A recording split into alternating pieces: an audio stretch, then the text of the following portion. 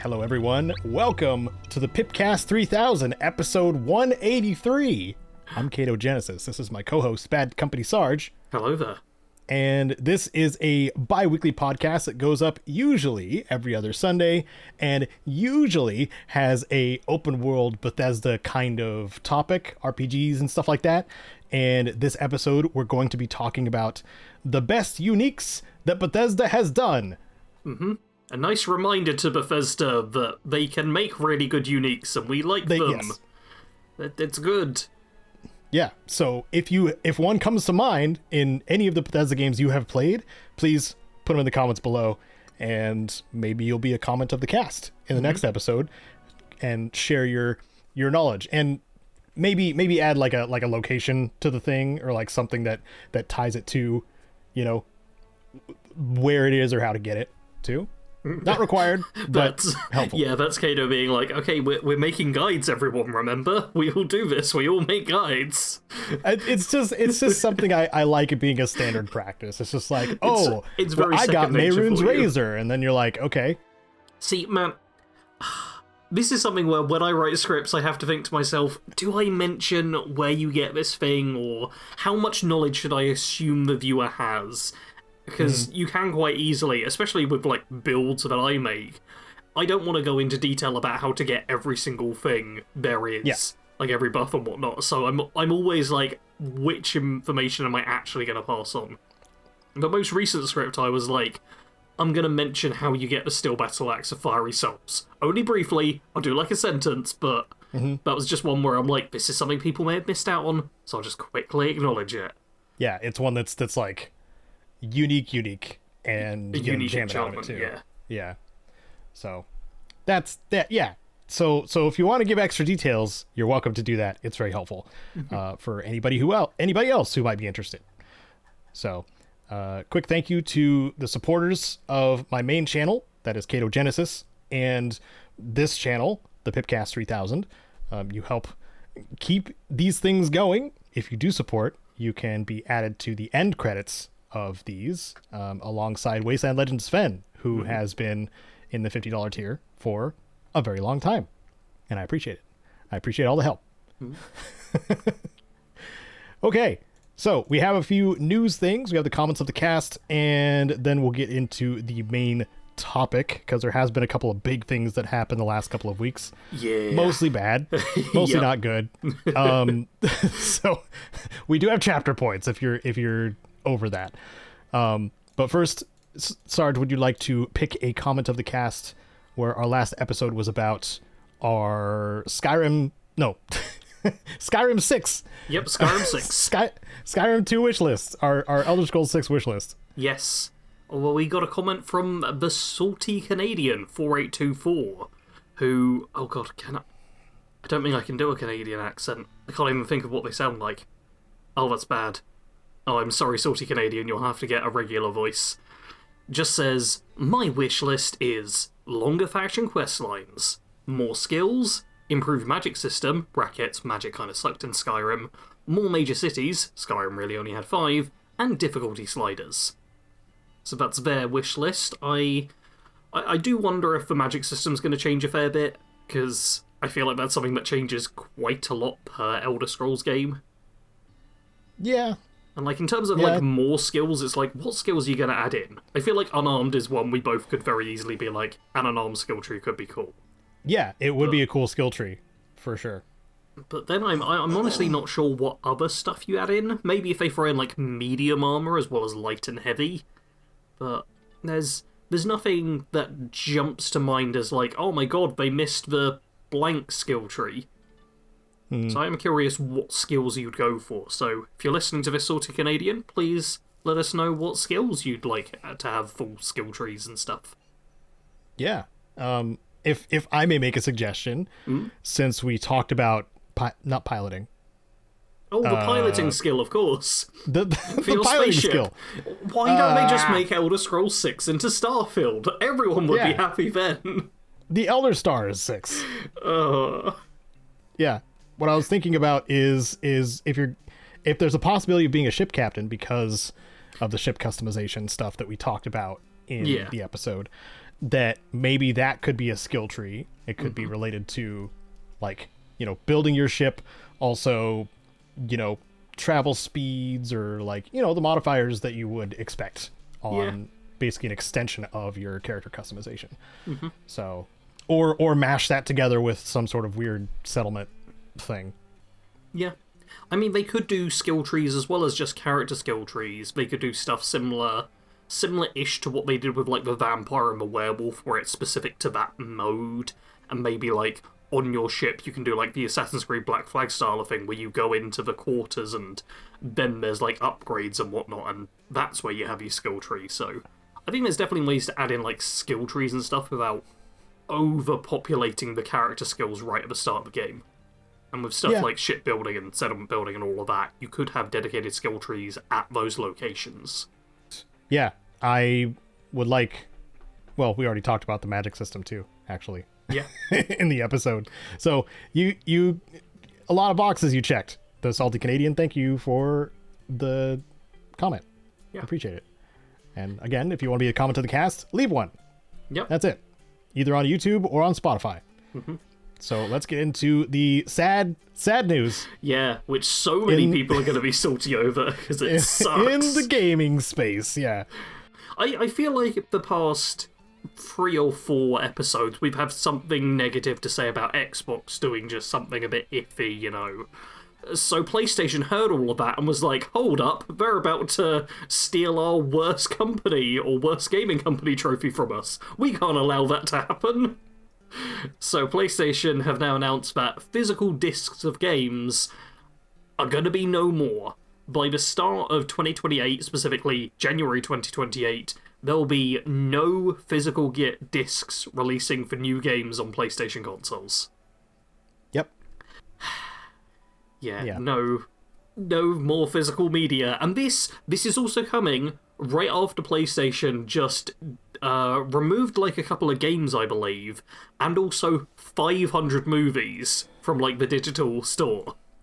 They could not have timed that worse. They were like, hey, we're getting rid of physical media. No one needs it anymore. No worries. Also, all of the digital stuff, we're removing all of that as well. Just... Yeah. I'm not saying you should emulate games, but that exists. It does. Hey, you guys, you remember me talking about Black Flag? Well, if you just look at the broad themes of that, there's a few interesting ideas and stuff in there. Yeah, it's a very interesting look at society as a whole and capitalism. One thing that's very funny is we've got, like, a PlayStation, the official PlayStation blog, their, like, message about this linked down in the description if you want to read through it all. But the person who did this, the senior director at Sony Interactive Entertainment Content Communications, which is too long a job title, their name's Sid Schumann, as in human with an S thrown on the end, which feels like a fake name. Like, oh yes, we had a human write this. It was Mr. Schumann, Mr. Schumann, the human. Yes. So funny. The actual whole thing is drivel. It's corporate drivel, is what they've posted along with it. Yep. Yeah. But I decided to post up the official post no, that's from a sensible them, thing to do. So you get a dose of yeah. Yeah, the official post does have comments enabled, so you can just scroll through and be like, everyone's miserable about it. Just there is. There's not a single positive comment, because there's nothing really positive about this. Like, I'm not even someone who buys physical media. I am fine with my games being digital. But that doesn't mean they should just suddenly only be digital access. Right. And there's so many angles to this in response, too. Because it's just like, okay, we lose the ability to have, a secondary market for, like, used games and stuff like that, which is good, generally it's so good. Like, man, I might not even be a proper gamer if it wasn't for being able to go to, like, CEX and game and pick up the whole, like, free games for a $5 second hand on the Xbox or whatever. Like, that's such a big deal for getting people into video games, for trying old games and stuff. Like, everyone talks about, like, the Steam Summer Sale and whatnot, but for console players, I feel like the secondary market and buying secondhand or even borrowing from a mate, you got someone who's like, oh, I've played this really cool game, you should play it. Like, that's such an important thing. But obviously companies don't see it that way because they're not directly being paid for all that enjoyment that's happening. Yeah. And then there's the question, to continue my Sorry. angles. It's all good. Jabbing with angry rant every other sentence. CEOs, executives. Anyway, one of the things that should come back on the consumer as well is, well, they're not printing discs anymore, so obviously we're going to get more savings. Nope, that's not how it works. They just want more money. Mm-hmm. So, oh well. Yep. And with the cost of, well, the game we're about to talk about in a little bit, it makes the feeling even worse. Yeah. Because it's going to use that trend of not having a physical disc and paywalling things it shouldn't. So it's like all the bad. And yeah, so it really sucks. And this is also not long. I want to say it's next year that the storefronts will be closed down for PS Vita and PS3, when there was, a few years ago, like users were like up in arms that they were going to close them down because they're just like, hey, I still use this console. Can I please have access to its features? Yeah.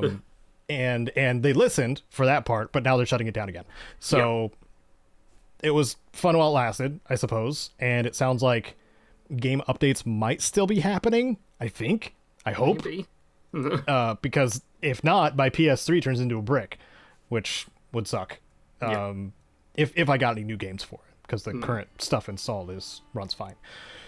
But not a fan. Not a fan of what PlayStation's doing. Not a fan of what Xbox is doing. Yep.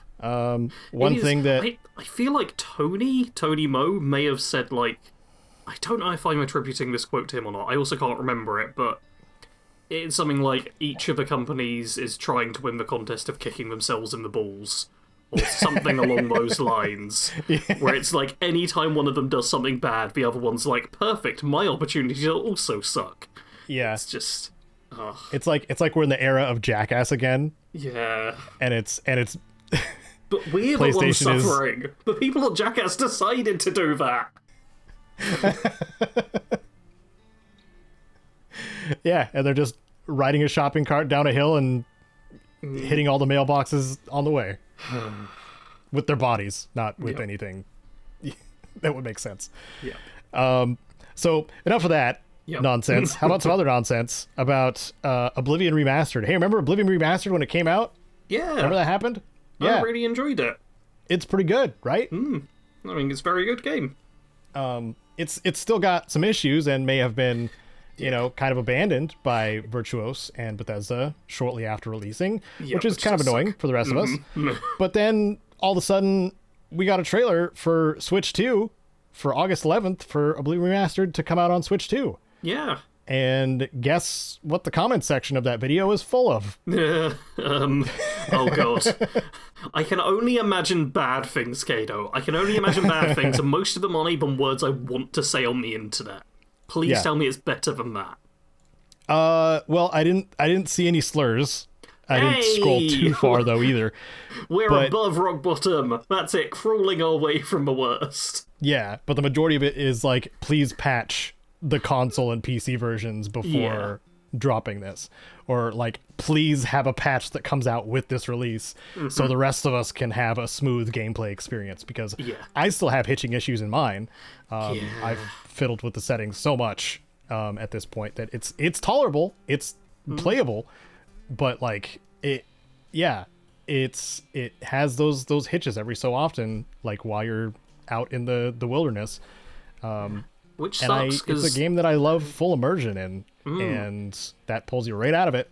Yeah, it is such a beautiful game. Like, I've got original Oblivion, which I haven't been able to bring myself to boot up and play, because I know how good Oblivion Remastered looks, and even stuff like the skills just being a little bit smoother, having sprinting, there's just a lot of nice quality of life stuff. It just looks better, and you still get to experience all the fun parts of the original game, so... Yeah, that part sucks, because everything around the systems of the game, like, were set up to become more of a smoother onboarding process for new players, which is great. Yep. But the performance took a hit for some reason. So you have people like there were moments where I would dip off the game just because I was just didn't want to deal with the random hitching that would happen all the time. Yeah. Even though like I made the spell guide for Oblivion, like my magnum opus of last year, I think. Yeah. Which I lovingly like to call my hour-long plus guides. And like I loved putting that together, but as soon as I had all the footage I needed, then had to keep going back into the game, and it would just hitch constantly when I was just moving around to like show spells happening or like stuff like that, and having to get multiple shots of it because sometimes it was noticeable. And yeah, so hoping, yes, that on the Switch 2 release that it's comes with a patch for everyone else. That's what we're hoping. But hey, if you're a Switch 2 player, wait for reviews. Yeah. See how it performs on the hardware before you buy it. Yes, because Nintendo loves to charge full price for everything. Yep. And this is probably going to be full price or close to it. It's a warning, but also, hey, if you have a Switch 2, you can probably play Oblivion on it somewhat. It releases next month, and in a year it might be playable. Once you can jailbreak and mod your Switch 2. Speaking of the modding scene, Grand Theft Auto sure has one. Oh, it sure does. GTA 6 is sure to have one as well.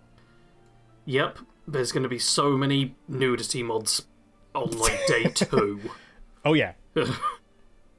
But you know what there's not going to be on day 1? A bunch of the content that's in the game. There it is. Yeah, so obviously we all know GTA 6 is coming out, and, you know, if you want to pay $80, which is quite a lot for the standard edition of the game, then you'll get like 99, maybe 95% of the game. However, if you want to have a bunch of extra features like vehicle mod shops and a classic car collection, you're going to have to give Rockstar an extra $20. When the full price is already $80. Yeah. Basically, if you want the Ultimate Edition, it's going to cost you $100, and it sounds like this isn't like Game of the Year editions or anything like that, where it's like, oh, you'll get the future DLC. This is just, no, you get a bunch of extra stuff, which is in the game, but you can't access with that Ultimate Edition. And I was actually able to find an article with a list of the stuff here, and I'll just go through the titles of all the things you get additionally with the Ultimate Edition, which means you don't get them in Standard Edition. So first up we have the 67 Vapid Dominator Buggy and Paradise Garage, the 95 Grotty Cheetah, I assume that's a vehicle, Vehicles and Vapid Ganado Retro Build at Jason's Safe House, that's a thing, Vehicle Mod Shops, which sounds like very open, also Classic Car Collection, Shih Tzu Squallow, Hawk and Little Morgan Revolver, Personalized Weapon Variants, PTT Youngin $sign Compounded Scores, Vice City Styles for Jason and Lucia, the 2 player characters, Good Time Gear, Stock 305 Clothing Store, Sarah's Unisex Salon, and Electric Fang Tattoo. So it sounds like a bunch of shops and stuff, basically, you can't go into unless you paid extra. A bunch of customizable stuff you can't get unless you pay extra. Weapon variants, like specific types of a pistol or whatever, you can't get unless you pay extra. Extra missions, like the PTT Youngin Compound and Scores, seems to be like Yeah, it says, find a way to raid the PTT Young and Illegal Goods store in Southside Vice City and escape safely to score some special items and distinctive contraband. That sounds like a specific mission which will give you a bunch of good gear. Like, this is just a whole bunch of content tucked behind the more expensive version of the game. Not great. Hey, guess what? Also, you remember the first news topic that we talked about the lack of discs thing? Hey, yes. They're not putting a disc in the game either. There's no disc in the case. It's going to be a slip with a code. Yep. So that $100 you're spending, you're not even getting a disc. Congrats. Yeah. Also, the word exclusive shows up like on almost every single one of these things. Yeah, it's exclusive. You get exclusive access if you pay us an extra $20. Yeah. It means you exclude everyone else by paying more. Yeah. This you're makes me part very of a special club. A special club of people who had $20 extra. Don't you feel special now? And want to give Rockstar any amount of money for everything. Yeah, this is one day where I'm very happy that I'm not particularly interested in Rockstar games. Like, Same. I'm one of those people who does think that they're a little bit overrated. They're not bad, but I don't get why everyone's like, oh my god, GTA 6 is going to be the best thing ever. And I'm like, it's going to be fine. I'm sure it'll be a good game. If you pay $150, you'll get all the content eventually. If you keep paying that every month, so yeah, it's fine. It's fine as a game. I'm sure it'll be fine. You just have to give Rockstar everything you own, and they'll let you play all of it. Yeah, and your dog, and your firstborn. Mm-hmm. And then you can play GTA 6. Yeah. But you still have to have a day job. Yeah, are you really going to need any possessions if you have GTA 6? Like, come on, you've got Grand Theft Auto. Do you really need a nice house to live in? Family? Any expenses? No, you just GTA 6 all the time. Yeah. You know, there's a converter for your car battery that you can just hook up your hardware in your car. There we go. And just play GTA 6 in your car. It's actually more immersive if you do it that way. Yes. Because, I mean, you're not theft autoing your car, but it might feel like it. You could feel like you're in somebody else's car. I mean, once we get to the point of GTA 6 Online being a thing and shark cards are like 5 times the price of what they already were, then maybe you'll have to use the skills you learned in Grand Theft Auto to afford them. Yeah. Anyway, that's the news. Yep. What a happy time. Happy news time, happy news. Game stuff is happening.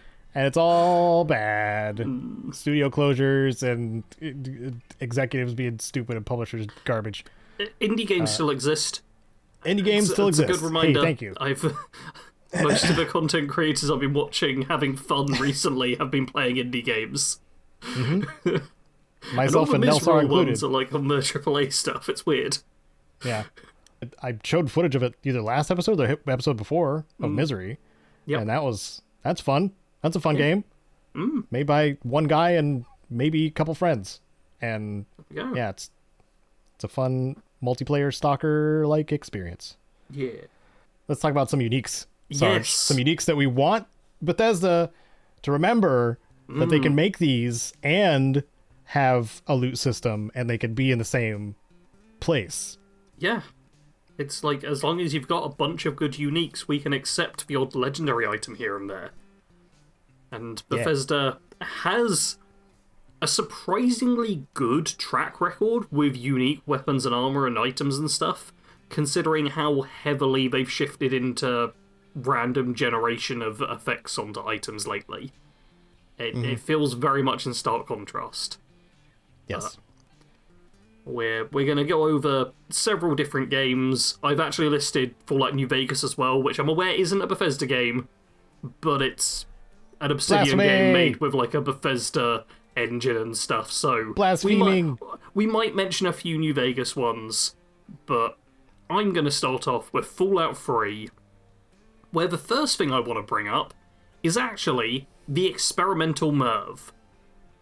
Because I had to Google and double check this. Because in like Fallout 4 and 76 and whatnot, you just have the Fat Man, which is like your mini nuke launcher, and you can mod on the experimental MIRV, which makes it shoot like 8 small mini nukes rather than one big one.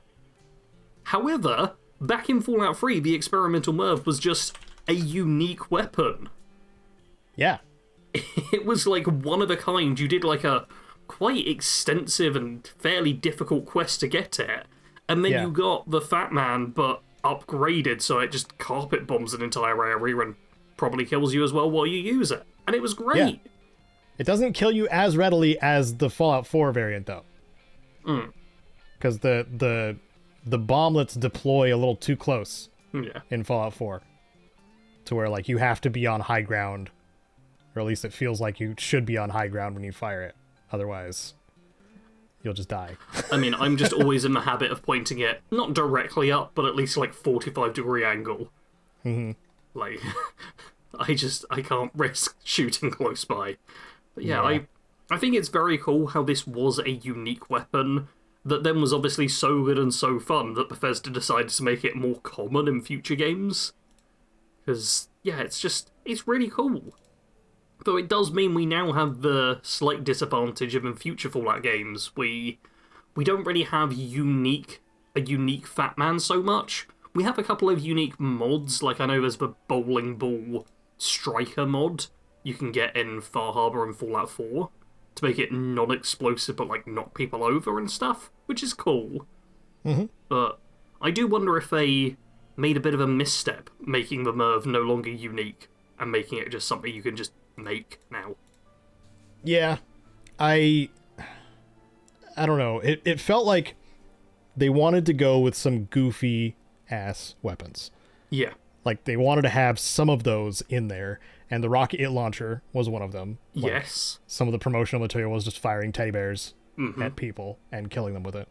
And then, of course, you do have the experimental MIRV, which is a huge pain to get, huge pain to get, also very expensive to operate, but also nukes the entire field and you don't have to worry about it.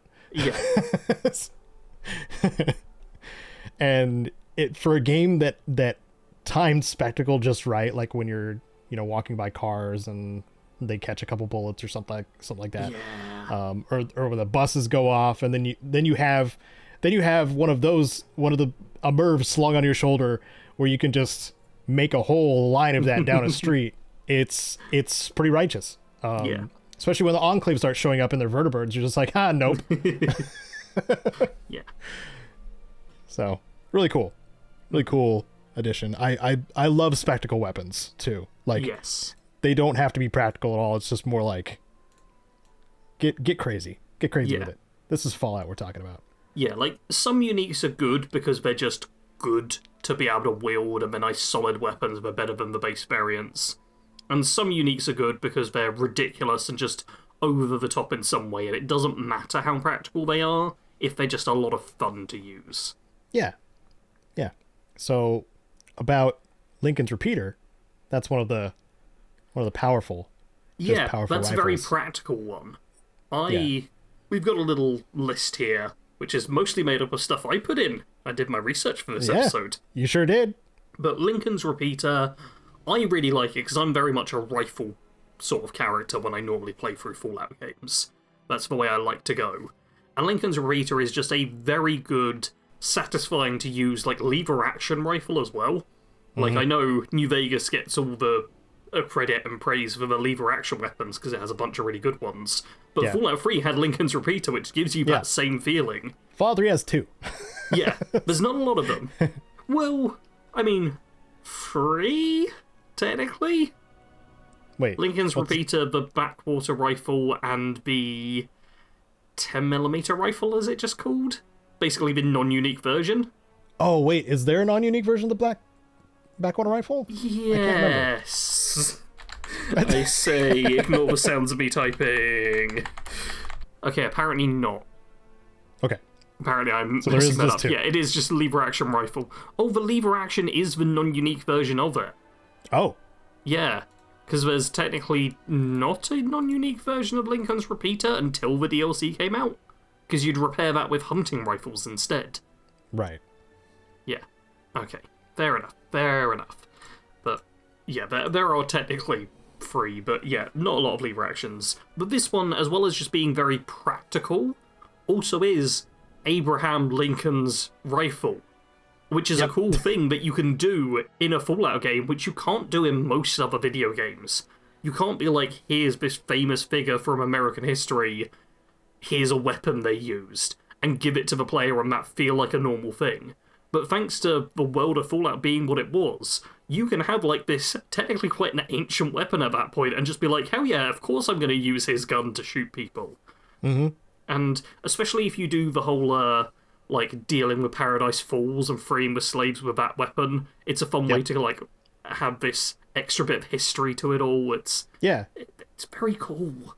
Yeah. And on top of that, too, you can sell it to the slavers that are at the Lincoln Memorial if you want to be just an awful person. Yes. But it's your game. You can play it however you want. Mm-hmm. Fallout 3 does a very good job of making you, or giving you opportunities to be evil. Yeah. I do appreciate it for that. But yeah. Yep. Just a solid weapon with history behind it. Yeah. In Fallout 3, there's also Fisto, which you wrote down probably for my benefit. Yes, I was like, I need to put in an unarmed weapon for Caedo. Oh, I know which one to mention. There's only a couple in Fallout 3. There was more than I realised, because I checked after I thought of that in case. Yeah. I also wasn't sure, like, did Fisto definitely appear in Fallout 3? Yep, it does. That was its first appearance, and I'm pretty sure it's an acronym for something, if I remember right. Ooh, maybe. But there's Fisto, then there's the Shocker, which is dirty joke, and also Plunkett's Valid Points, which you can only get if you are what's the perk for bounties, the finger one? I forgot. Is it Lawbringer? Lawbringer? Yeah, Lawbringer. Yeah. Because then you go to the graveyard in the house there. Yeah. And then Junder's Plunkett is there, and you're like, aha, you're dead. And then he drops his knuckles. But by that point, you probably have a better weapon. Yeah. Which is a bummer. But Fisto is, like, the best unarmed weapon in the game? For flat. I'm checking the Wikipedia page for it. I think it might compete with the Okay. Deathclaw Gauntlet. Apparently it has the highest base damage and the highest DPS and the highest damage per action point of all the unarmed weapons. And has a lower MDPS, but factors in critical hits from the Deathclaw Gauntlet. So the Deathclaw Gauntlet does better with crits, but Fisto is better at just, like, raw damage output, apparently. It says the Deathclaw Gauntlet ignores damage resistance, too. Ah, okay. Yeah. So yeah, if you're fighting something tough or you're a critical-based character, then Deathclaw Gauntlet's going to be better. Yeah, but Deathclaw Gauntlet is not a unique, so, yeah. No, it's not. But Fisto is cool. It's one I usually beeline for. You'll see me use it in the Fallout 3 randomizer roulette playthrough. Because, MDPL 13 Power Station is where you get it. Yeah. As well as weapons, a couple outfits. Yeah, I was trying to think of unique armor and stuff inside of Fallout 3, and I know there is some, but my brain gets stuck on how good, like, the mercenary armors look, and I don't really think much beyond that. However, I did then remember, I forgot the name of the place. Oh, that's embarrassing. There's a place where you see two superheroes fighting each other. Canterbury Commons. Canterbury Commons, thank you. Yeah, and there you get to see an encounter between the Mechanist and the Ant Agonizer. And they both have, like, unique sets of armor. They've technically got unique weapons as well. Though the armor's the cooler thing here. Like, having a laser pistol and a knife is, like, fine. But dressing up as, like, an ant supervillain or, like, a robot is just... It's so fun! It really plays into the wild and ridiculous element of the Fallout franchise. That you can, once again, just have these wacky characters, and they feel like they fit in. Like, even though everyone at Canterbury Commons is like, oh god, these guys again, and makes kind of a rolling eye gesture towards them constantly. Except for the kid. Yes. Who you're supposed to discourage from being excited about them fighting in the street. But it still feels like something that fits into that world, and then when you decide to kill one of them, or both of them... Can you kill both of them? Yeah, I suppose when you go back for your reward you can. Yeah. If you decide to do that, then you can dress up like them, which is great. Yeah. I don't remember if there were any, like, cool bonuses. I know the Fallout 4 variant of the Mechanist outfit has some pretty decent stuff, but... Oh god, there's so much, like, history and stuff in the page for this. Yeah. There's a lot. I just want to check. Because they put a lot of effort into like setting up the in-universe comics. Yes. The Hubris comics. Like that I don't think was a thing at all. Like that's purely Bethesda adding to the Fallout lore. And better for it. Yes. For sure. Like they've done a really good job with all the comic book stuff, I think, in general. And okay, yeah, the antagonizer gives you bonus agility, but you lose some charisma. It's also got decent damage resistance. The costume's got a damage resistance of 20, which is sweet, pretty solid. Yeah. Yeah. But you could probably only repair it with, like, a vendor or a merchant. Possibly. There's too many pages, Caedo. There's too many pages. I can't check it all at once.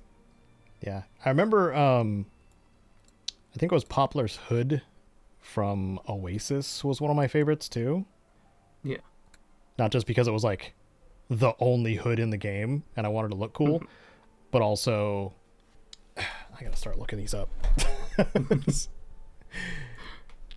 Yeah, apparently the costume can only be repaired by non-player characters at cost. So yeah, you do have to pay for it to be fixed. Yeah. Agility +1, sneak +10. Pretty decent. But you have to apply Laurel's liniment to his heart. To Harold's heart. Yeah. Fallout 3 also introduced the Lucky Shades. Oh yeah. There's the reflective sunglasses that you can get in Fallout 2, but that's just for charisma. Lucky Shades give luck. Yeah. And because there's like, still a passive crit chance in Fallout 3 and Fallout New Vegas. Yep. The Lucky Shades are awesome. Yeah. It's quite a small item, which I think is why I kind of blank on it. But it's very good to have. Yeah, it's in the convenience store not far from Tenpenny Tower. I don't remember the name of it. I think it is called like Lucky's or something like that. Possibly. And yeah, for anybody who didn't know, Lucky Shades are also in Fallout New Vegas, but you have to get access to the Legion safe house. I was thinking, wasn't it, like, you have to side with the Legion to get them. And not everybody does that, obviously. I mean, most people don't. Because the Legions suck, both morally and gameplay-wise. They're just less fun than most of the other factions. Lucky's Store. Yeah, it's just called Lucky's Store near Warrington Station. Not far from Tenpenny Tower. Sweet. Right. Were there any other Fallout 3 uniques you wanted to highlight and be like, oh, this is really good, or shall we move on to a different game? Well, a lot of people like the Vengeance. That's a great... Wait, minigun or grenade launcher? It's the Gatling laser. Gatling laser! Yeah. That's why my brain couldn't decide between minigun. I was like, it doesn't quite feel like a minigun, but it doesn't quite feel like a grenade launcher. Yeah, Gatling laser makes sense. It is a Gatling laser. It is found in the Deathclaw Sanctuary. Yes. So you got to be a bit of a badass, but when you do get it, you're pretty much set for the rest of the game. Yeah. I do like it when you have a ridiculously dangerous area, which has just, like, the strongest weapon ever in it.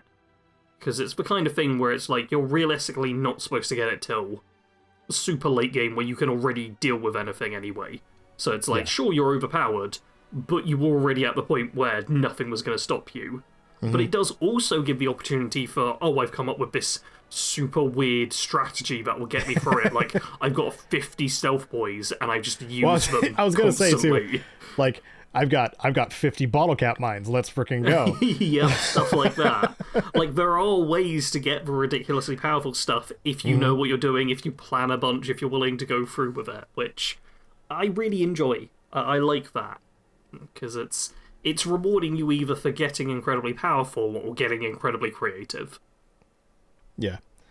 I feel like mentioning the Fire Lance is probably worthwhile. Man, I almost included that. I was so on the fence with whether random. or not to include it. Yeah! And here's the thing, I actually really love that the Fire Lance is random. I'm speaking quietly so Bethesda can't hear me. I really love that the Fire Lance can just kind of show up and you never really know about it. Because at the time of Fallout 3, all of these uniques were in, like, specific locations. So it was like, oh yeah, you just go to a place and you find it, and that was the standard. And the Fire Lance was like this one outlier where it's just like, oh my god, aliens basically crashed and here's their weapon. And that worked because it was a one-off instance. Especially because enemies would sometimes pick up the Fire Lance. Like, I will never forget, I think I was streaming Fallout 3, and I go to the Super Duper Mart, like one of the earliest locations you head to, and the Fire Lance is there, but one of the raiders has picked it up. So I have an insanely difficult fight early on, but by overcoming that fight, I get one of the most powerful weapons in the game, and yeah, it was really cool. And that is how Bethesda should do the random weapon drop sort of stuff. Yes. That actually feels good, rather than just, oh, this enemy has 2 stars above them, so I will get a random with 2 random effects. Random. Yeah. Also, that could cause them to consider what they're doing if they allow the legendary enemies to wield the legendary thing that they have. I mean, that does sometimes happen. That is their draw. I feel like it does sometimes happen, but not consistently. Yeah, I feel like it's probably a problem like you get in Skyrim with how followers will keep switching over to the hunting bow when you give them, like, Dragon Bane or whatever. And they're like, no. The second weakest bow in the game, hunting I think. Yeah, and iron arrows. Iron arrows are always the way to go. Yeah. Like, I feel like there's got to be some problem with, like, NPCs in Bethesda games where they just can't recognize certain weapons as actually being powerful. Oh, there's plenty of problems with NPCs. Yes. There are, followers specifically, plenty. Yeah. God, I've not got it in the list of what we've been playing, but I've just recently started playing a game with followers who are dumb, but are somehow smarter than a lot of followers as well in other games. And it's so weird just being like, oh my god, my follower picked up loot. What? No, that's a sensible thing to do. They can't do that. Yeah. I'm guessing you're going to talk about that during the last bit. No, I'm not. I'm saving that for a couple of weeks' time. Oh. Yeah, that's right, everyone. You'll have to tune into the next episode to find out what game has goodish followers in it. Alright, well, let's talk about the fan favorite, New Vegas. Yeah. I feel like we shouldn't talk about too many uniques here. Because this is technically not Bethesda made, and there's a lot of them. And they do the best uniques in the whole series. Hard disagree. Yeah. I think New Vegas does the best job at having the most uniques and making sure basically everything gets a unique, which is really good if you find a weapon you like, there's going to be a unique variant of it. However, I don't think that many of the unique weapons stand out. I honestly think it is actually similar to Fallout 3, where it was a case of most of the unique weapons in Fallout 3 were just better stats on the base variant. And that's kind of a route New Vegas took for most weapons as well. Like, the first one I'm going to talk about is Oh Baby, which is the unique Super Sledge, which swings faster and does a bit more damage, I think. And it's really good. It's a lot of fun, especially if you're a melee character, just having this big old heavy melee weapon which you can just wave about like nobody's business. It's a great time. But I've discussed everything interesting about it already in like one sentence. Big hammer. Yeah, it's a big hammer, you smack stuff. The last Fallout New Vegas build I did was a melee one, and that was one of the weapons I just kept going back to, because it's just objectively kind of the best in many regards. You just whack stuff. You whack stuff a whole bunch, and that's it. Yep. But go ahead, Caedo, you're the one who says New Vegas makes the best uniques. What's the best unique in New Vegas, then? Well, I always go back to Pushy, which is the Displacer Glove. Okay, yeah. But also, when we were talking about Goofy, I also like the Two-Step Goodbye, which is the unique Ballistic Fist with one barrel, and on a crit, it it's either on a crit or a crit kill. I think it's a crit kill. It turns the enemy you killed into a bomb. That is and they cool. explode in the time that it takes for a landmine to explode. So you can collateral yourself a lot of times, which is what makes it goofy primarily. Yeah. But if you're dealing with a group of enemies and you kill one with the two-step goodbye, and then it explodes, the body explodes into all kinds of chunks, then hits everybody else. It's really fun. It's really hilarious. So that's one that I was thinking about. Yeah, and I mean, credit where it's due. Unique, or just unarmed weapons in general, even in New Vegas, were very well done. So well done. So well done, dude. Yeah, like Bethesda does also need to get better with unarmed. Yeah, please. Please, stop leaving it behind. Yeah. Monks are so cool. Why would you do this? Anyway, Pew Pew, also. That's got a long like quest type side objective to get. It's the one you get if you get all the like 50 blue star bottle caps. Yeah. and you get into the stash in the Sunset Sarsaparilla factory. You go back there. Pew Pew is one of the most powerful energy weapons in the game because it's a handheld laser pistol, but it only has 2 shots and it uses a bunch of energy cells, but it does a ton of damage. Yeah. I like it a lot. I'll be honest, I don't love it. It's not a favourite of mine, but I think part of that is I really like just ammo efficiency. I think whenever there's a weapon that's like, oh, this uses multiple shots, I'm immediately like, I don't know if I'm ever going to use that. Well, that's a lot of the energy weapons too, and yeah. I know you're a recharger rifle boy, so... I do love a recharger rifle. Oh, you tell me I can fire my gun and not use any ammo? Oh yeah, I'll spend an extra half hour in every fight in order to do that. Yeah, that makes sense. But speaking of ammo efficiency, one of my favourite weapons is actually the Gobi Campaign Scout Rifle, which is the best sniper rifle in New Vegas. Yes. And I love it because, if I'm recalling this correctly, you need 100 lockpick to get it. Yep. But when you get it as well, you're basically overlooking a bunch of the Legion. Yeah. Yeah, so you basically can pick it up and then go, oh, I guess I can do some target practice, and just snipe a bunch of them. Yep. Yeah. Yep. I wanted to say the lore was like, this was where Boone was posted up, too. Oh, okay. I think. Maybe. Because it makes sense that the sniper's nest would be there. Yeah, there was definitely like an NCR sniper you'd imagine was there and locked the container so no one could get in, and then you show up and go, I've got maxed out lockpick actually, and then just pinch it. Yeah. Yeah, it's just a very, very good sniper rifle. Well, to be fair, this was New Vegas where the FPS side of it isn't brilliant, but it's still a good sniper rifle. Yeah. Snipers also got plenty of picks, too, in New Vegas, whereas, in Fallout 3, you had 2 sniper rifles initially, and then the Gauss rifle prototype thing from the Broken Steel stuff. Yes. Yeah, I mean, Fallout 3 sniping was not particularly good, which is annoying considering it was it the only way you could technically aim down sights, as if you had a sniper rifle? Yeah, you had to have a scope. So it was the Black Hawk or a sniper rifle. Yeah. Yeah. But hey, once that Fallout 3 remaster shows up in a month or so... we get ADS, woo! Yeah! I hope it's still happening. I really hope so. I'm like half on hold right now with a bunch of content being like, okay, do I need to do a short series on the second channel because the game might come out, or can I just get away with doing a long one? Like, I wish I had a bit of a heads up. Yeah. But one of the other ones you mentioned, speaking of revolvers, was the Mysterious Magnum. Yes.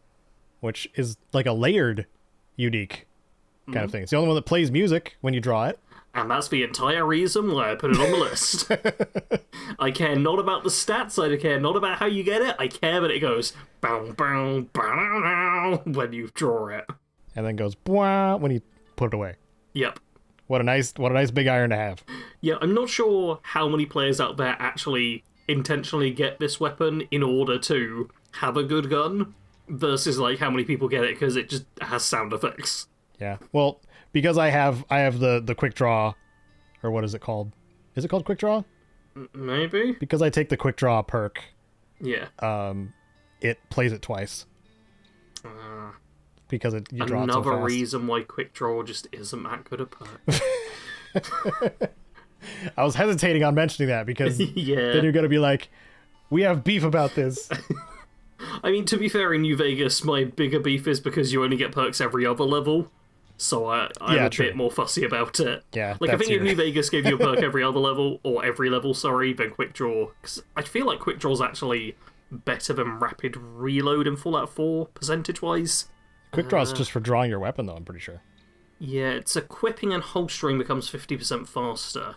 And I do think there's actually a, there's the advantage of switching weapons reloads them automatically, which is actually quite a good tactic. It's busted. I think this perk is actually better than the faster reload. Especially if you're dealing with like quite quick weapons you can switch between, like various pistols.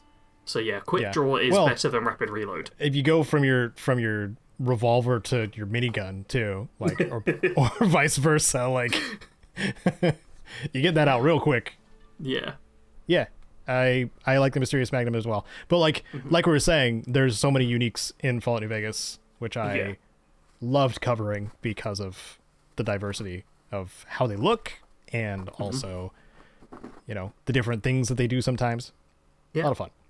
But let's go to Fallout 4. Woo! Speaking of games that still have uniques. Yep, sure do. Yep. This was just when Bethesda was starting to be like, hey, what if everything was random? But don't worry, we'll keep unique stuff in. But randomness, Yeah.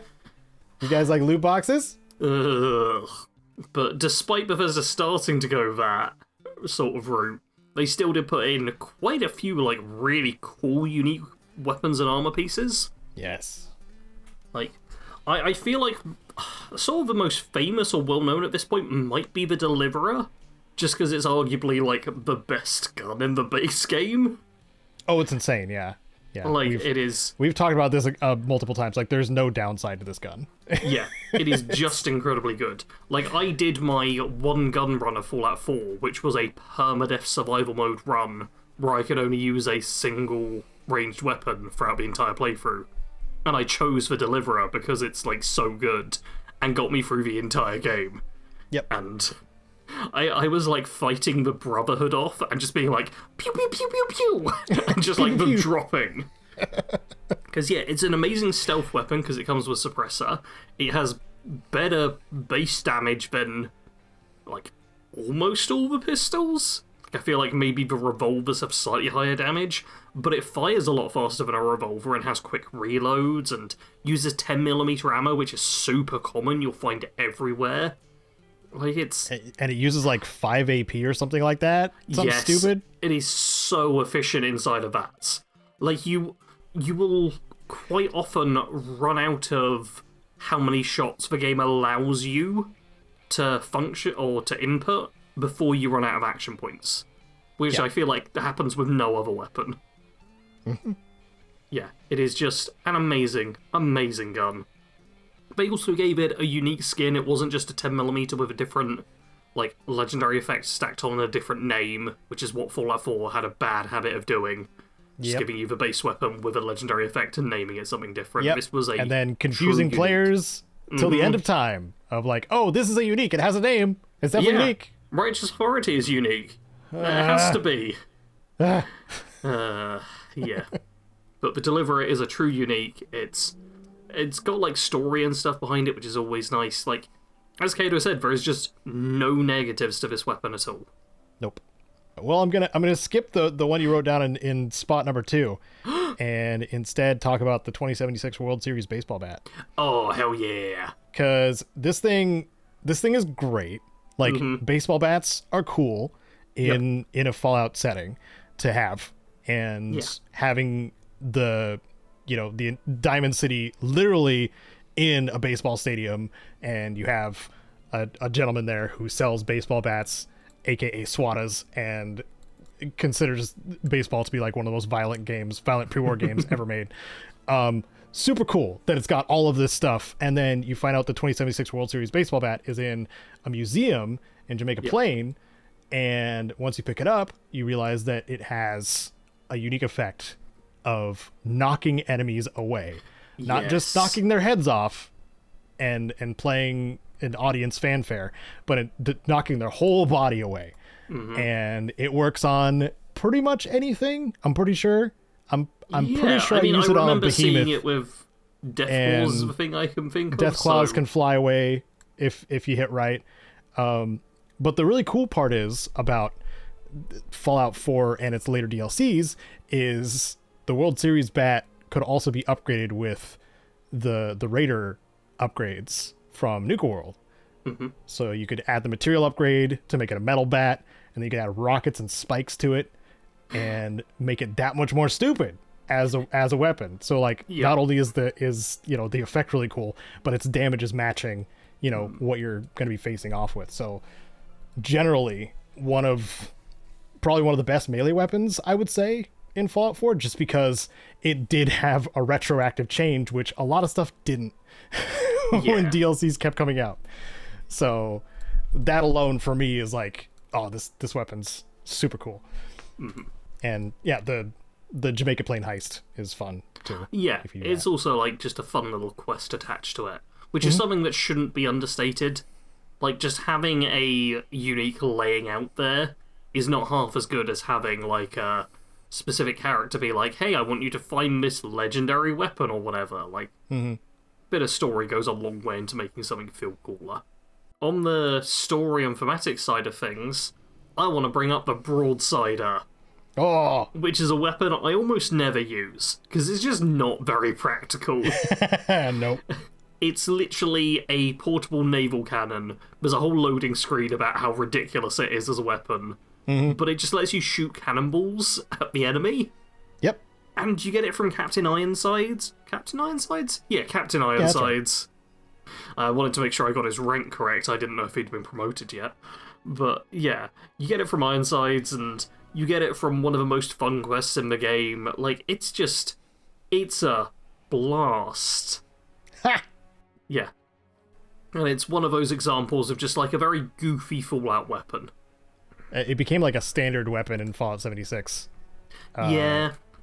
Which, like they didn't need to do that.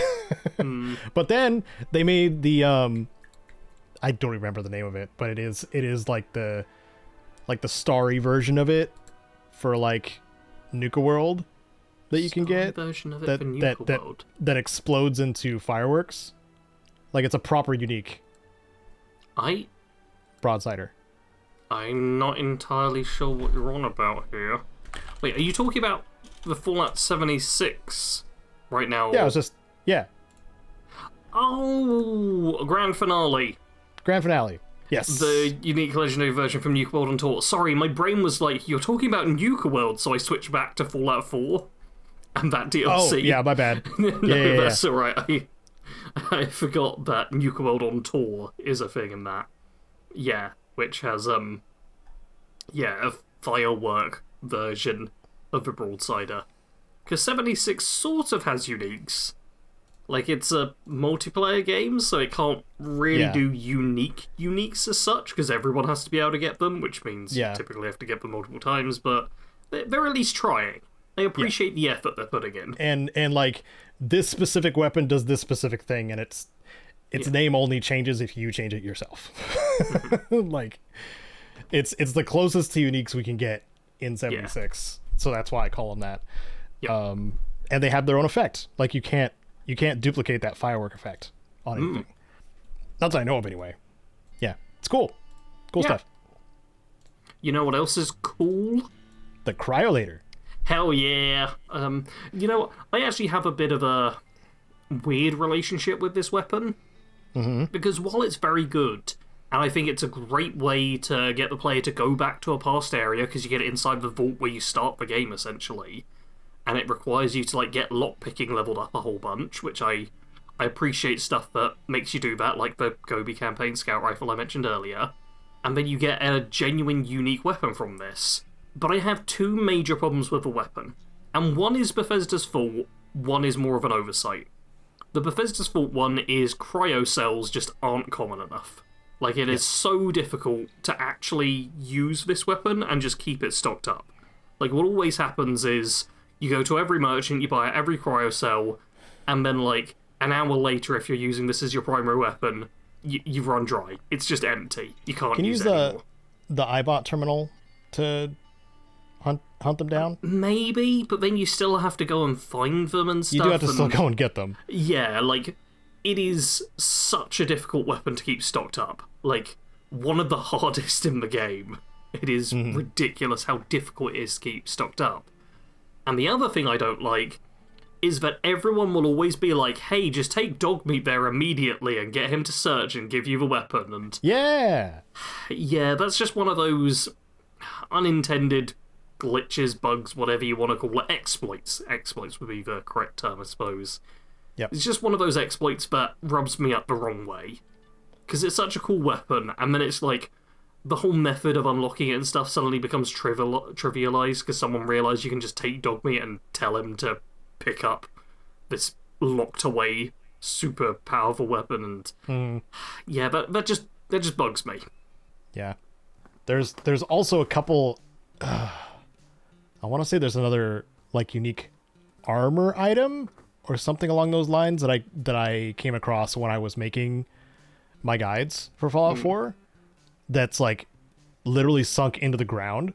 Like you have to use Dogmeat to get it. Oh, I think it was like a hat of some kind or something like that. But it's hard to tell if that function of Dogmeat is an oversight because he has the ability to bypass if things like physics into a weird spot. Yeah. I almost wonder if it was the devs kind of compensating for the fact they know that things can like get blown out of the area and stuff like that. Because like we see in the Borderlands games, they now have like lost loot caches where stuff that fell off might show up. Like there's multiple games which try and deal with the problem of, hey, if you've got like a physics engine of any sort, then things could get lost. So I do wonder if that was Bethesda kind of half trying something around that. Yeah, something like that. Oh, cool. I like the snow pellet upgrade for the cryolator. I like that a lot. I can't remember the name of it, but yeah, the one that makes it shoot snowballs. Much better. Mm-hmm. Yeah. Makes it a lot more powerful, because otherwise you've essentially just got a cold flamer. Yep. Like, I basically never use it in the standard mode. Mm-hmm. Yeah. But we already have flamers, so... Yes. You know. And we have plasma rifles, which can be modded into flamers, so... That's true. Yep. We've got two types of that weapon already. And speaking of energy weapons that were added in DLC, the Tesla rifle is one of the most powerful they got added. And it is unique in Fallout 4 when it's introduced with Automatron. Yeah. Yes. I'm sure we both think worse of this weapon now than we did back like 8 years ago. Yeah, because in 76, the Tesla rifle is a weapon you can just make.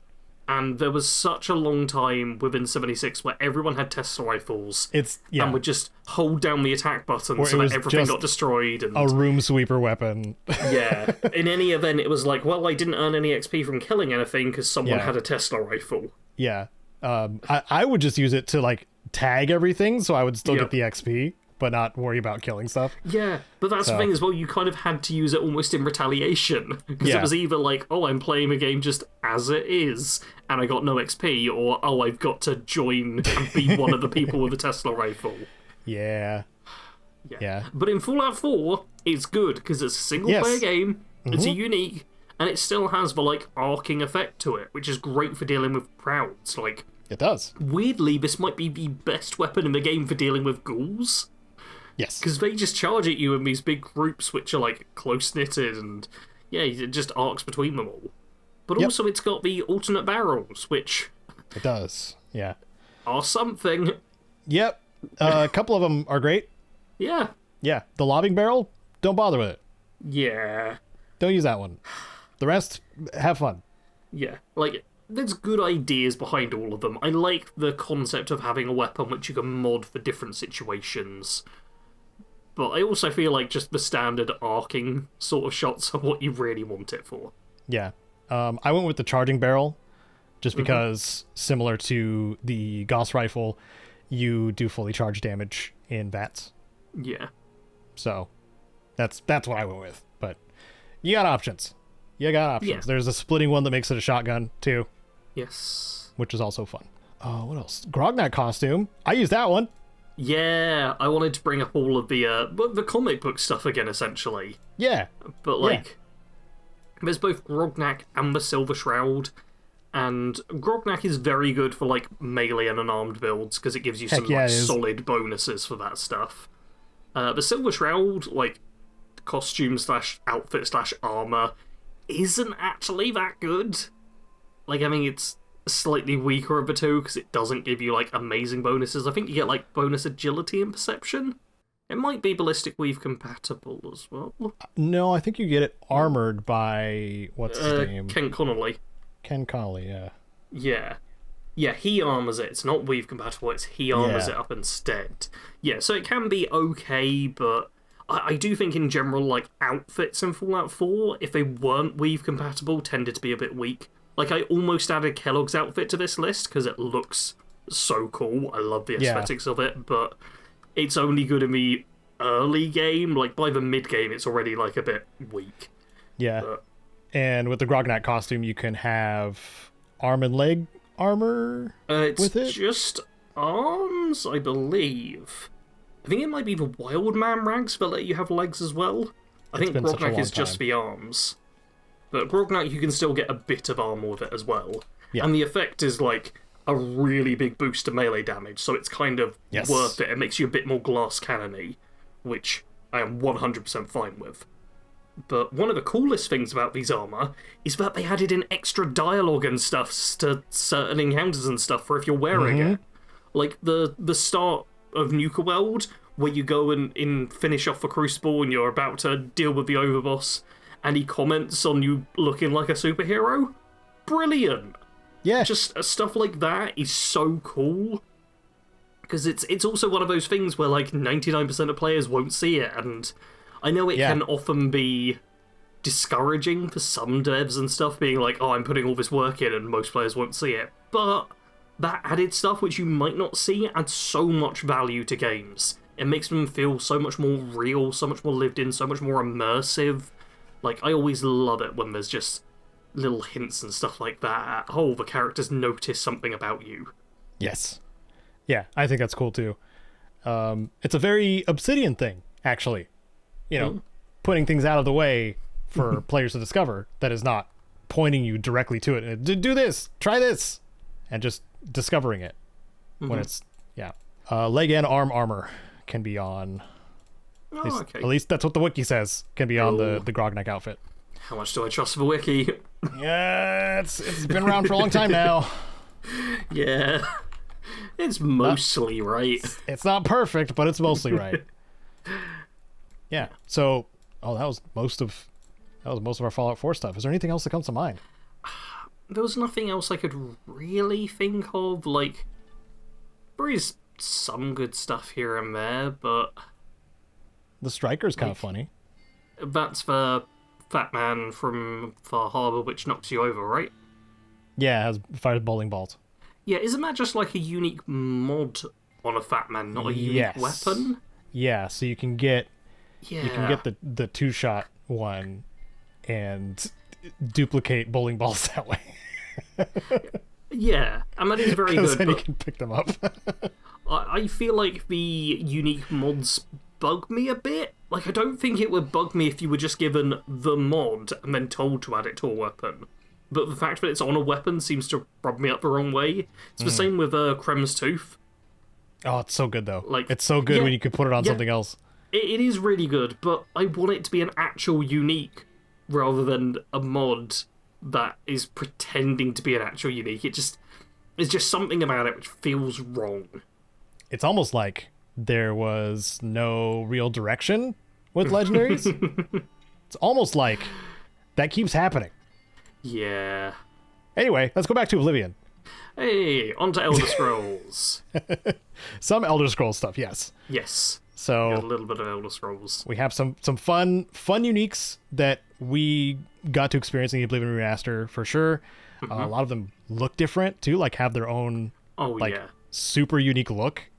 Yeah, the remaster did a good job of making it so that the weapons and armor aren't just, this looks just like the same armor but with a different effect. Like, they really made stuff stand out. Yeah, which I greatly appreciate.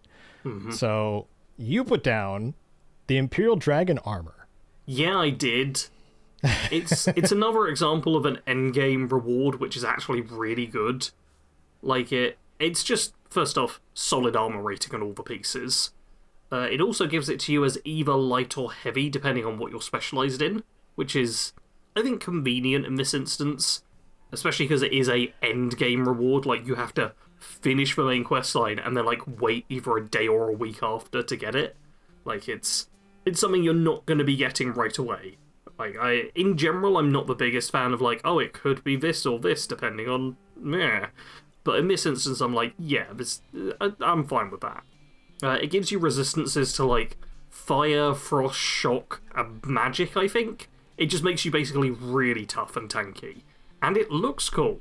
It's like a very sort of gaudy, almost, armor. Like, it's a bit over the top, but it is like, yes, I am the hero of Kvatch. I am the Imperial Dragon armor wearer. It looks like it makes you literally gold-plated.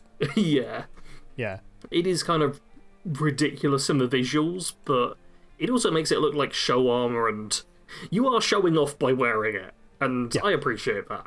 Yeah. It's actually the only thing I thought of when it came to uniques inside of Oblivion. Caedo wrote down all the rest of them. Really? Yeah. Huh. It's like, there are technically other uniques in Oblivion, but I was mentioning before we started recording, a bit of a problem is Oblivion had a very good enchanting system, which meant you could make, like, ridiculously overpowered weapons, and, like, unique weapons and stuff just then pale in comparison to the dagger of killing, which you make and just deals, like, 1 billion damage. Without doing the weird loop of Skyrim, too. Yeah. Like, you could just do it. Yep. And that's one of the enchantments that I put in my magic guide for Oblivion. Just like a dagger that can just keep swinging it, and it'll eventually die in like 3 hits or something like that, depending on what it is. But it'll die. Like, there were only a couple of ways to actually enchant things in Oblivion. Like, it was quite difficult to get yourself an enchanter.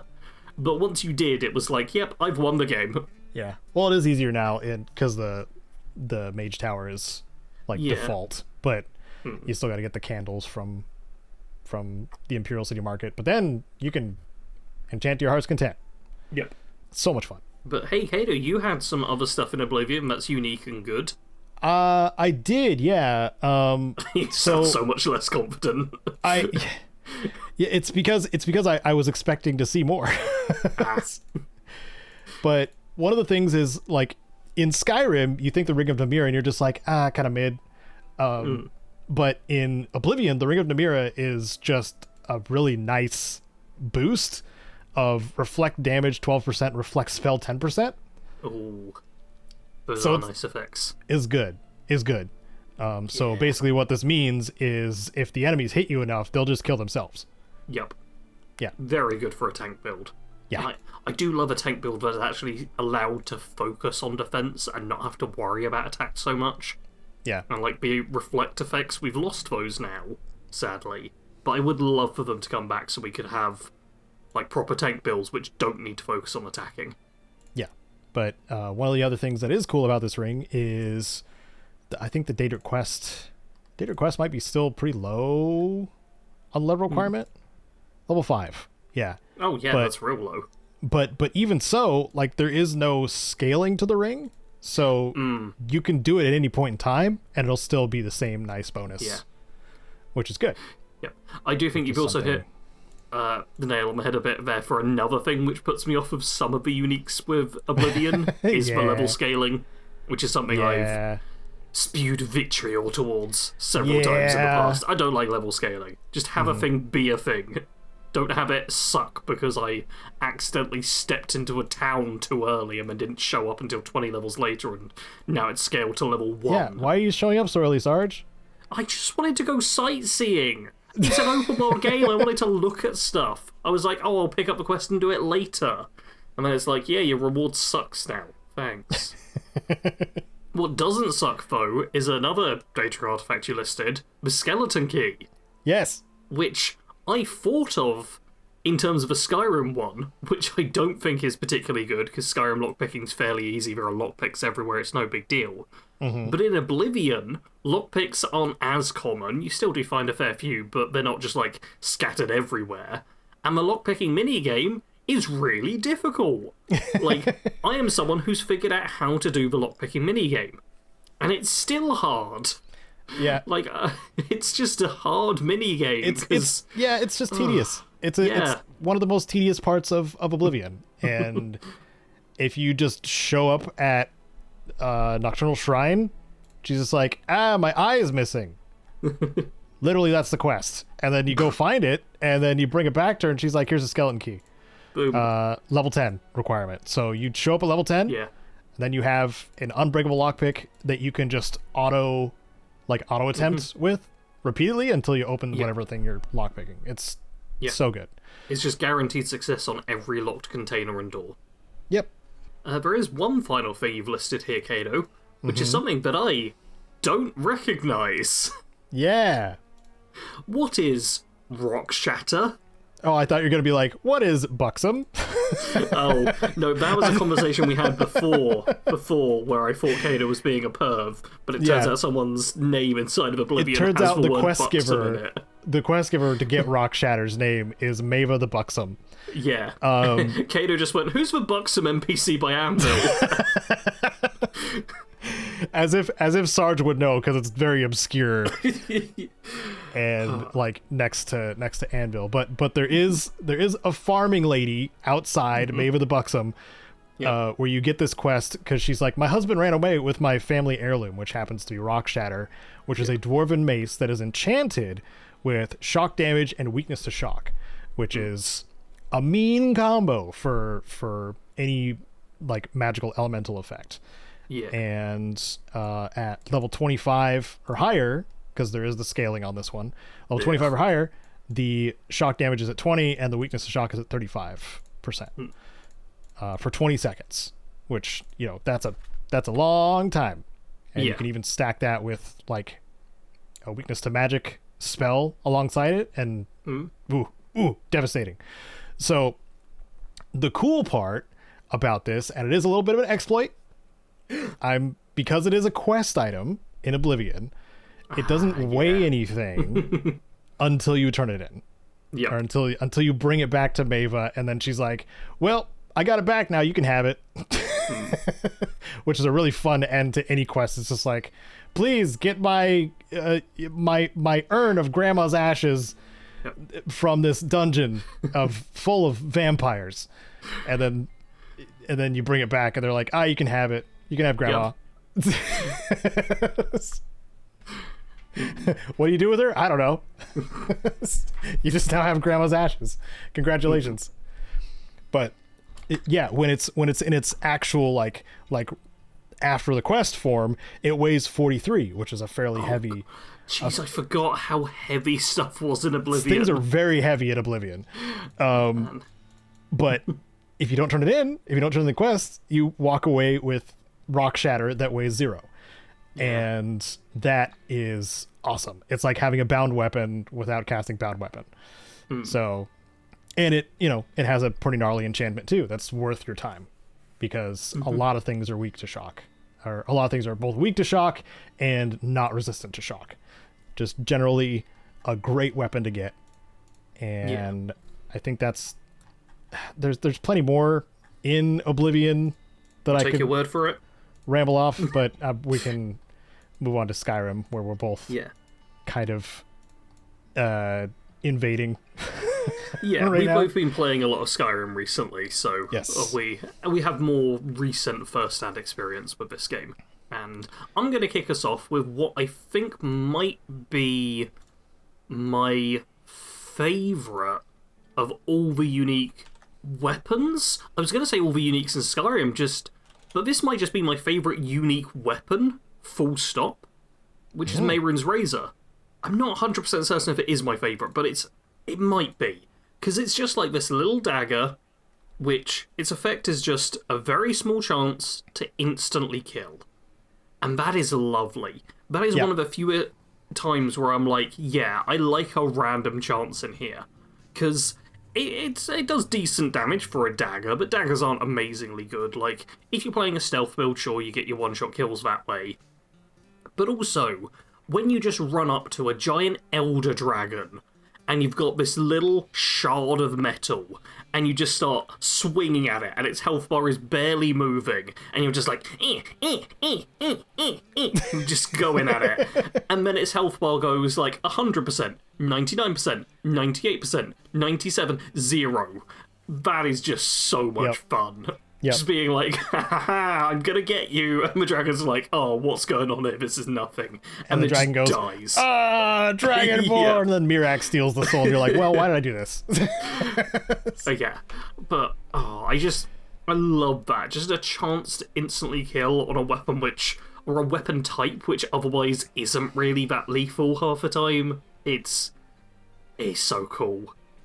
Yeah. Obviously, it's a Daedric artifact as well, which typically have like good story. There's a fun little quest behind it as well. It's, solid stuff there.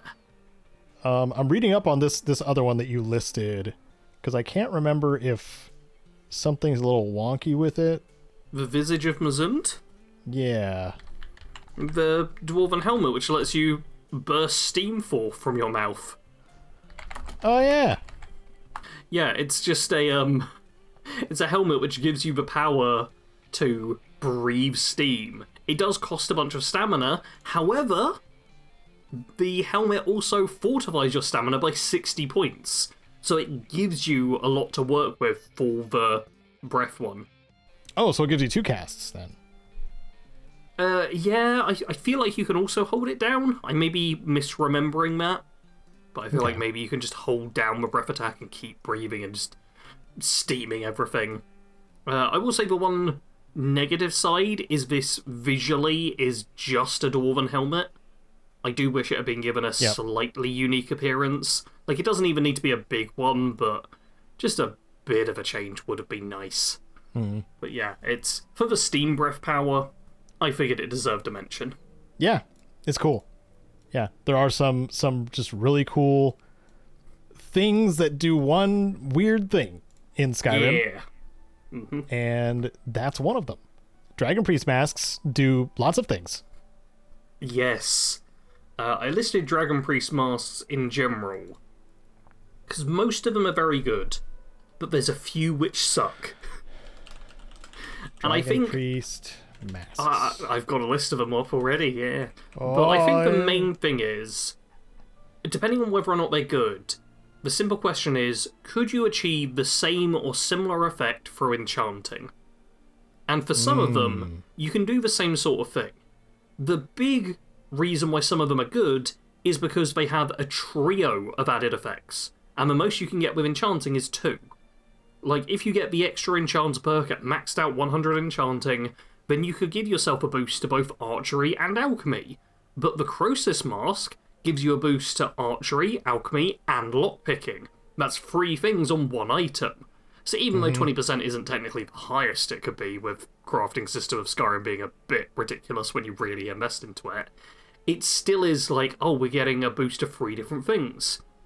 Likewise, Nakrin from the enemy in Skulldeath towards the end of the game reduces the casting cost of restoration and destruction spells and gives you bonus magicka. Like, just having a trio of things, even if those things aren't all amazing, just makes them stand out. Then you get stuff like Ragot, which is a boost to stamina.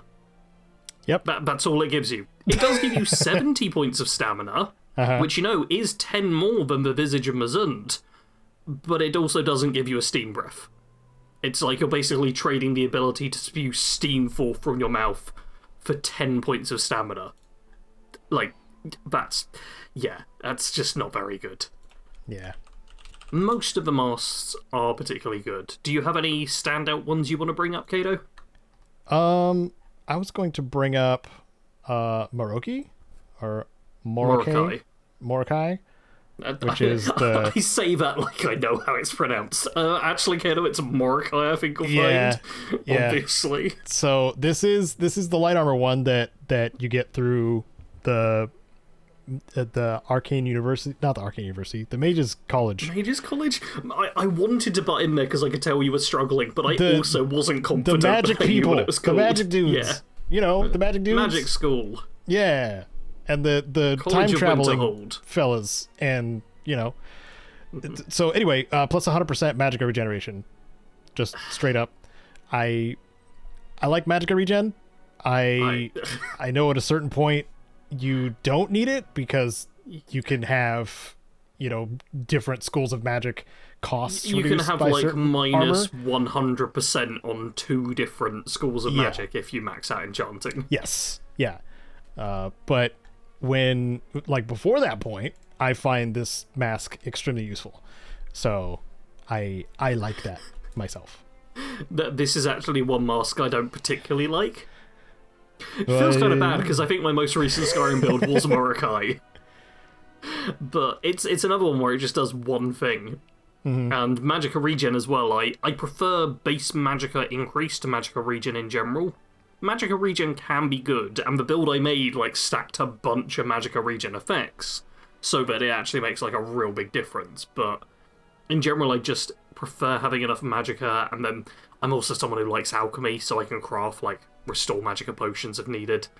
So yeah, that's actually one of my least favourite of the masks. Oh wow. Yeah, I think for a standout one, or standout 3 even, are the Dragonborn elemental masks, Azadel, Dukan, and Zakrosis, which each give you 50% resistance to their chosen element, so 50% resist fire, resist frost, or resist shock, and they also make it so fire, frost, or shock spells do 25% more damage. So they're really good for if you want to specialise in a certain element, if you want to be a pyromancer, or a cryomancer, or a Zappymancer. Electromancer? I mean, sure, Electromancer if you want to be like that. But yeah, it's... Also, having an enchantment which deals more damage from magic is something Skyrim doesn't typically do. Mm-hmm. Like, you get Fortify one-handed, two-handed, and Marksman, and that makes it so physical weapons outpace magic quite a bit once you get into the late game. But these masks went some way to altering that and made it so destruction mages could still be quite powerful later on, which you're probably going to be quite high level by the time you get any of these masks. Can we stop and mention that Mirax mask sucks compared to those 3? Yeah. So, Mirax mask can potentially give you 70 points of magicka. Uh-huh. I say potentially because it's another one of those stupid level ones, which means if you're not considered high enough level, you could also only get 40 points of magicka, which is, like, just... There's hoods in the game which will give you better than that. I feel like, what is an adept hood? Is an adept hood higher than that? Adept's 30, I think. Caedo, you are so wrong. An adept hood gives you 50 extra magicka. What? It's better. Hold on a minute. Why is it so much better? Apprentice? I think I was thinking apprentice. I confuse apprentice and adept. God, but I mean, I'm now going to check what the different hoods are. Because... Wait, 40 points. What's the one you get in the frickin' prison? Or in the torture room? That's just Novice Hood at the start of the game. Novice. Ah, yes. Which gives okay, you 30 that one's points 30. of magicka. Okay. Yeah. Wow. Which, to be fair, something you get at the tutorial gives you 30 points of magicka. Yeah. Yeah, that is wild. Like, yeah. What is the best one, I wonder? I'm not certain what the best one is. The hilarious part is, too, that Mirax mask counts as both light and heavy armor, not just cloth. So wait, does it count as both? I thought it... That's what it says. It's light or heavy. It's like the Imperial Dragon set, but also, like, yeah, it's for a mage, which means that being cloth could be kind of helpful, which isn't good. Based on which ones... based on which one's a higher level. I see. Yeah. Lame. Still lame. Oh my god, Caedo, I've also just checked, and the level you need to be to get the 70-point boost is level 60. Wow. Which is real high. Like, I'm typically done with a playthrough by the time I hit level 30. Like, quite often I don't even hit level 30. You need to be level 45 to even get the second rank, which is 60 points of magicka. Otherwise, you're getting either a 40 or 50, depending on if it's a light or heavy armor. That's wild. Oh, yeah. God, that sucks. That is so bad. It is so bad. And it's for one mask for, like, a character we actually deal with in, like, a significant way. Every other Dragon Priest is an enemy you kill. Yeah. Oh, that's wild. The one who's noticeably stronger than Alduin and Alduin's army. Yeah. And his mask sucks. Yeah, he's got proper narrative, he's got voice acting, he is the antagonist of an entire DLC, and his mask is one of the worst. Yep. Like, honestly, I might prefer Mordecai as a mask to his, and I just went on about how I don't appreciate Mordecai. Because we're going hard on this, like, maybe we should do a Bethesda's worst uniques too. Oh, yeah. I mean, let us know in the comments if you'd like us to talk about some garbage ones. Because I mean, to start us off, oh boy. I mean, there's the wooden mask humming with an unfamiliar energy. Oh, great game. Yeah. I joke a bit. That is obviously just a quest item, really. Yeah. Like, realistically, you shouldn't be wearing it. So I don't go too hard on it, but yeah, the Mirac being, like, arguably the worst is wild. Mm-hmm. Especially because it's objectively the hardest of all the masks to get. Yeah. Like, you have to beat the Dragonborn DLC, which is kind of like the final DLC of the game, essentially. Yep. Ridiculous. Yeah. So, there are plenty of other magical things and cool uniques that are really good and or actually legendary because they've, been in multiple games. Yeah. And I didn't write it down here. I'll write it down right now. The Chillrend. Yeah. Yeah. So this one has its own special unique enchantment, even though it is scaled. It is leveled loot. So depending on when you show up to get it, through a little going through somebody's house, there's a glass case that you can get it from when you're doing Thieves Guild stuff. But when you wield it, it has this freeze paralysis type freeze effect that is awesome. Yeah. And works on like giants and stuff. So it's really funny to watch them freeze solid and fall over. I'm checking the UESP page for this, and it's just being like, okay, here's a bunch of disadvantages to the weapon. What are you talking about? The part of the enchantment of Chillrend that induces paralysis is not a guarantee. Instead, it functions identically to other weapons with an enchantment of paralysis. There is a 26% chance it will paralyze the target struck with the weapon. Yeah. Essentially, what you do have is just... Yeah, but it's essentially just a glass sword with the extra enchantment perk, and you've put frost damage and the paralyze effect on. Yeah. I could remake Chillrend is the problem. What do you mean? I could take a glass sword to an arcane enchanter, and if I've maxed out enchanting with all the perks, I can put on frost damage and paralyze as two separate enchantments, and I've made something that is identical to Chillrend. But it's more blue. Not green. Okay, it has a slightly different appearance. Let me have this one, Sarge. I'm sorry, we're going to disagree on this. You can have it. Let me have it. But I think you're wrong. Okay, fine. What's your next? Especially because if you want the best version as well, you need to be level 46. Yeah, perfect for the cause. And you go into do the anniversary quest thing to go back to Oblivion. It's fun. I will talk about a weapon which is truly unique, and you don't need to worry about what level you're at, because it's for Wabberjack, and it's nonsense. And you don't know if it's going to be any good, because you just cast it and hope. Like, sure, maybe you'll turn a dragon into a chicken. Maybe you'll turn a person into a dragon. Who knows what's going to go on with the Wabberjack? It's great. Fun fact, I use it when I go face off with Malkorin in Mount Kilcreath during Meridia's quest. So yeah, he's a toughie. It's some nonsense that happens.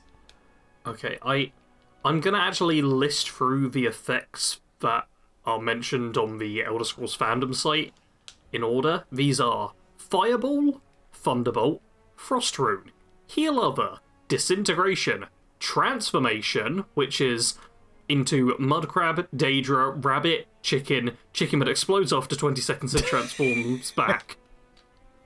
Level Dremora, may spawn a rabbit behind the target apparently. Also Sweet Roll, Fountains of Septums, or Random Books. Chicken, Rabbit, Dremora Lord, or Random Draugr. It also can make them invisible. Also can summon an enemy Dremora to attack them. There's Ice Spike. There's an instant kill effect. There's the Fury effect, the Fear effect, Drain Stamina, Paralyze, Absorb Health, target explodes, and scatters gold everywhere and turns into pitchforks and stuff. There can be no effect whatsoever. It can replace the enemy with a random amount of cheese. There's unspecified damage, and there's also Cause an Explosion, which is a unique destruction spell. Fun stuff. There is just so much stuff that can happen when you use this. It is the best form of randomness. Yeah. Good old Wabberjack. Yeah. And I do quite like staves in Skyrim as well. I feel like they're a underrated or underrepresented weapon group, because normally you just are a mage, so you don't worry about using staves that much, but some of them are a lot of fun. I very much enjoy just blasting away with staff weapons. Can we go back to the wish list thing and add like staffs and wands to like their own skill tree, maybe? That's fair. Make them like a weapon type. I did ask Salty Canadian what like the skill trees they'd like to see, and a staff-based skill tree could work. That'd be cool.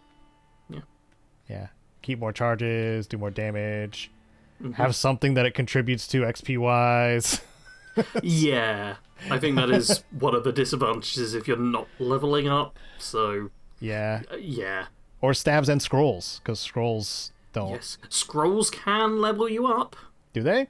Yes, as I found in Skyrim level 1 run Dragonborn edition, where I was fighting Mirak and I used a destruction scroll and it raised destruction from 15 to 16. The amount of XP you get from scrolls is tiny, but I remember that happening, and I still didn't hit level 2, but it was like one of 3 times where I increased any skill throughout the entire trilogy of that run. Wow. So yeah. They can technically raise your level, it's just so impractical that it's generally not going to happen. Well, yeah, because most of the time it's like, isn't it magicka usage? That's the main determining factor? I know you did a whole guide. I feel like I should know this, right? But also remember that your destruction can level up from jumping in a forge. I thought we debunked that. No? I feel like we proved that, right? Because I tried doing it, and then it didn't do anything. But I feel like it has occurred. Oh, now I'm having to check this. And I don't know how to check this in a way that will be easy. If you jump up and down repeatedly in a forge, you will be set on fire, which will slowly increase your destruction skill. And apparently the unofficial Skyrim patch fixes this bug. And it does not work with special forges like the Skyforge. So UESP has it listed. It's by no means an effective way to do it, but it can technically do it. That sounds stupid. Yes. Yeah. That's how I feel about it. Yeah, the XP gain for destruction skill is otherwise dependent on the base magic cost of a spell, and is unaffected by damage boost, but the whole leveling system is iffy for magic, to say the least. Like, in theory, yes, it's based off of magic cost, but also setting yourself on fire might level up destruction, so That's who so knows? stupid. Yeah. I don't remember it ever happening. Like, how... It's happened to me before. That's why I remember it as, like, an actual thing rather than just one of those internet rumours. I feel like I need to boot up Skyrim and try this. Make sure your destruction is most of the way towards a level already, and make sure your destruction skill was already very low. No, just while we're talking, I'll just be sitting in a forge, jumping up and down. Just go say hi to Alvor really quick. Yep. But Caedo, you're the only one with stuff left on this list. I didn't add any of these. In fact, the next one you've got listed here, the Black Star, is another unique I think is overrated. Oh! Why is it overrated, Sarge? I don't think it's bad, I want to say that, but it's basically a rechargeable soul gem, and soul gems aren't super difficult to come across.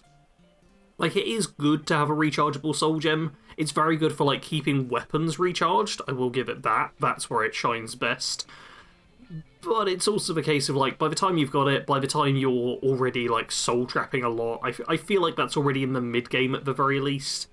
And by that point, you have lots of soul gems, so...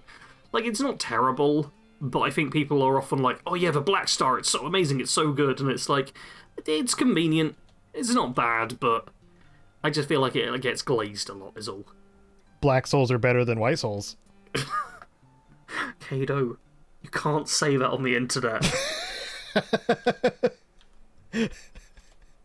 What are you talking about? It's literally terminology from the Elder Scrolls. Yes. The Black Star is better than the White Star, but I also feel like that's a point of comparison that also gets brought up a lot, where people just compare the two variants, as opposed to talking about, like, the practical use case and stuff, which it does have. It is good. But people are like, oh, well, it's like when certain shops boost the price of other stuff, so that they can put a thing on discount and make it look like it's even more discounted. Mm-hmm. That's how I feel like the whole Black Star, White Star thing goes with the whole Azora's questline. Like, yeah, the Black Star is better than the White Star. It's like, oh man, I can get an even better version of this thing that was already just a slight upgrade, and it just makes it seem better than it is. Alright, fair enough. Yeah.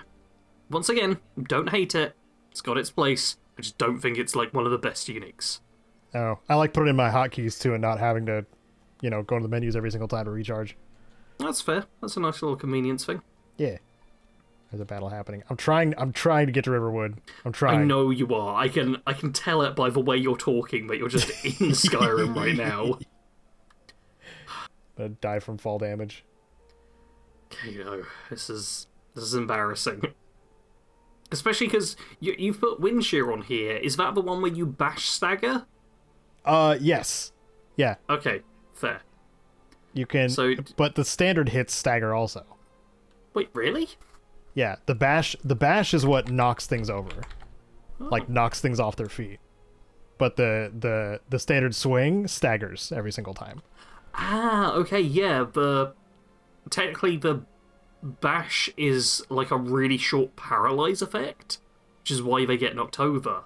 Yeah. Interesting. It's literally 0.1 second of paralyze. But yeah, the swinging is staggering.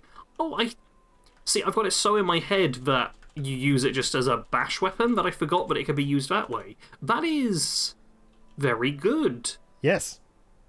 Yeah, that's better than I thought it was. And it's extremely good. Yeah, it makes me more likely to want to do it. Oh my god, I'm reading the wiki, and the unofficial Skyrim patch version 2.1.3 addresses this issue. The stagger enchantment has been removed from the weapon. Oh, the unofficial patch does that? Why does it do that? It also says the knockdown effect works by using a perk on the player that casts a spell which uses a script to knock down the target. Okay. But I'm not sure if that's... But why did the unofficial patch remove the feature? It's only supposed to have the chance to ragdoll victims when block bashing, but also unintentionally staggers the victim with regular attacks or power attacks, Dargios. Yeah, it just... The unofficial Skyrim patch apparently makes it worse, is what I'm reading here. Great. See, so many people are like, oh, you gotta use the unofficial Skyrim patch, but there are so many changes like this where I'm just like, oh, you've just made something worse and I don't quite see the justification.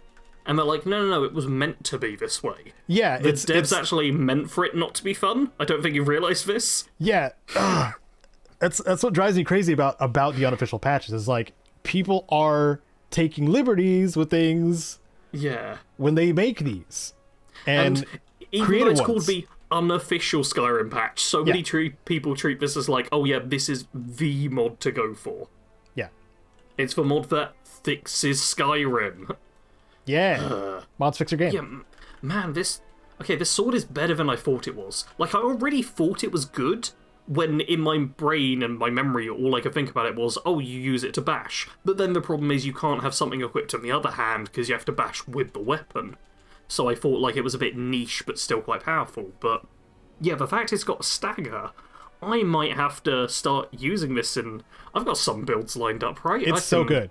Rework them to include wind shear. Yeah, why not? It's so good. And because there's dual wielding in Skyrim as well, like you can have it as an offhand to stagger with, and then hit him with a real powerful main hand. Yeah. Or vice versa.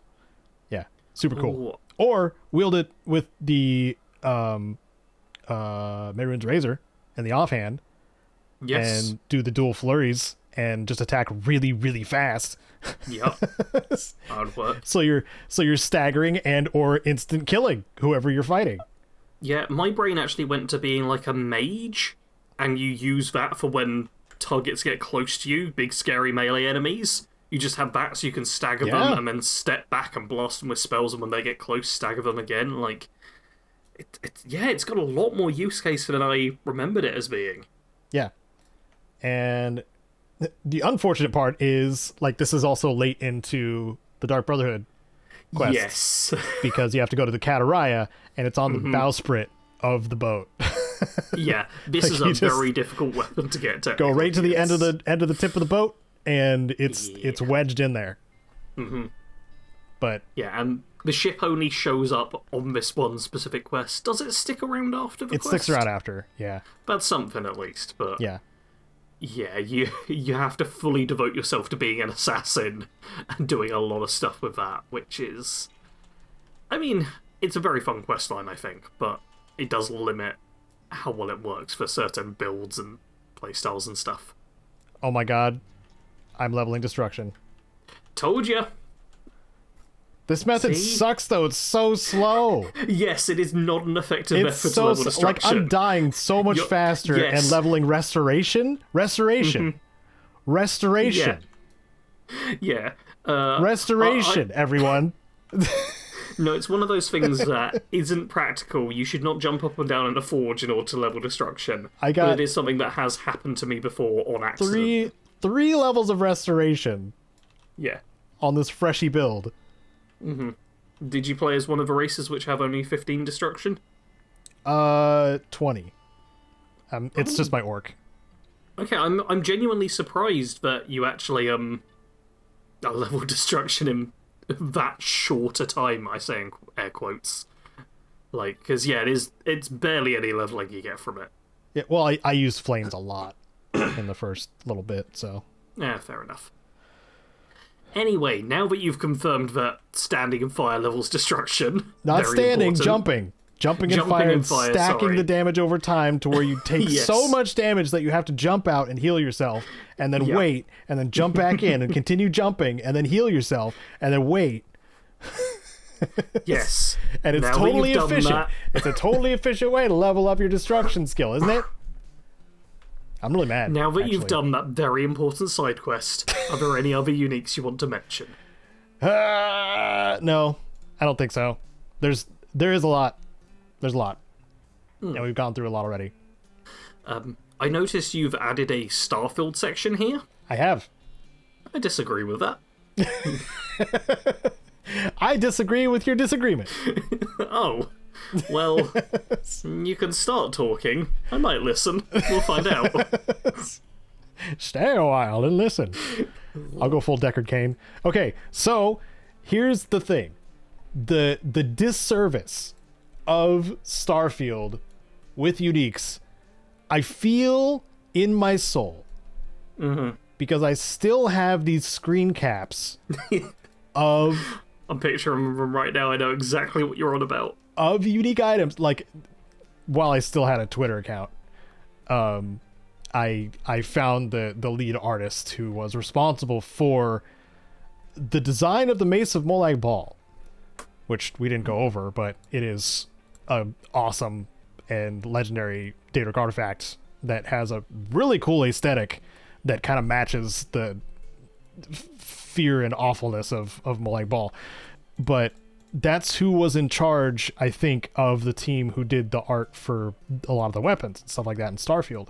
And I'm like, great, that means uniques. And I asked him before Starfield came out on Twitter, I was like, hey, does that mean there's going to be some awesome unique weapons since you're in charge of this? And he's like, yeah, there's going to be some goodies or something along those lines, something that you'll like. And then Starfield comes out, and I spend a god-awful amount of hours scouring the game, combing through parts of the game to be like, okay, so we have a legendary-like system that's multi-starred and meh, but where are the actual uniques? And there are a few that qualify, but they all have something wrong with them. For example, there's a SMG called the Acid Rain, and it's a Grendel. I think they're called the Grendels. Yeah. Right? Like the worst base damage SMG that you can get in the game. And because the inventory of merchants like spawns in when you walk into that area, that means that if you go to the well at any point, when you go to the, New Atlantis, when you go there first and go into the well, then the acid rain is locked to that level until you do New Game Plus, at which point you have better stuff already. So, but the crazy part is, it's got a standard effect that's like just acid damage, but it's the only one with a unique skin. It's the only Grendel with a unique skin like that, because it's got some like green spatter on it, as well as like just a green metal frame around it. And I'll probably show screen caps. Probably one of the Starfield episode or Starfield discussion episodes. I ranted about this a lot, but like it just bummed me out because I see this and I'm just like, they were going some direction, and then it came out trash for some reason. Yeah. What happened? Please tell me what happened. Yeah, and I wrote actual like personal notes on these as well. Because I was so miffed, dude. And then there's the Deadeye, which is a beautiful revolver with no effects on it. That's from the rebel cowboy faction people, right? Yeah. You get it by being a cowboy. You get a really cool revolver which does nothing. Yeah, it just has big damage. Yeah, but it's the only one with those etchings on it. Looks gorgeous. But like somebody spent the time to make that, and it got missed when it came to a balance pass or whatever, or the priority was just random ass loot, which sucks. That sucks, dude. Which is the case as well, because the Acid Rain you mentioned is like a blue weapon in terms of loot rarity, which means it gets one effect. But you also have like purple and orange, which have like 2 and 3 effects on them. So you'll just find a better weapon because you look for the best rarity color. Yeah. I hate Starfield. I'm going to rant about Starfield in the What I've Been Playing thing. That was already planned. And then you added this on, so now I'm ranting about it twice. Yeah. So one more. One that fit the bill in things that I could find that did qualify as unique, and that was the Revenant, which you get by joining the Crimson Fleet and completing their main quest. You got to go through the entire Crimson Fleet quest, and by that last bit, you can find this on the floor in the last area that you're in, and it's got its own paint job. There's no other Crimson Fleet mag shot, whatever it's called, weapon. Yeah, mag shot, I think it is the name. but of course it does have some of those legendary effects, but those aren't randomized. Like those are the set effects that it comes with. Yes. So it's very close to an actual, like the closest thing we get to an actual unique. And that's about it. Like, there's plenty more that are just like really cool skinned weapons, but then have nothing going on. Or like the acid rain that is just like, oh, this looks awesome, and it's got a really just basic effect and crappy stats. Or there's white rarity things that are just named. Yeah. It's like, here's a base variant that I gave a name. Yep.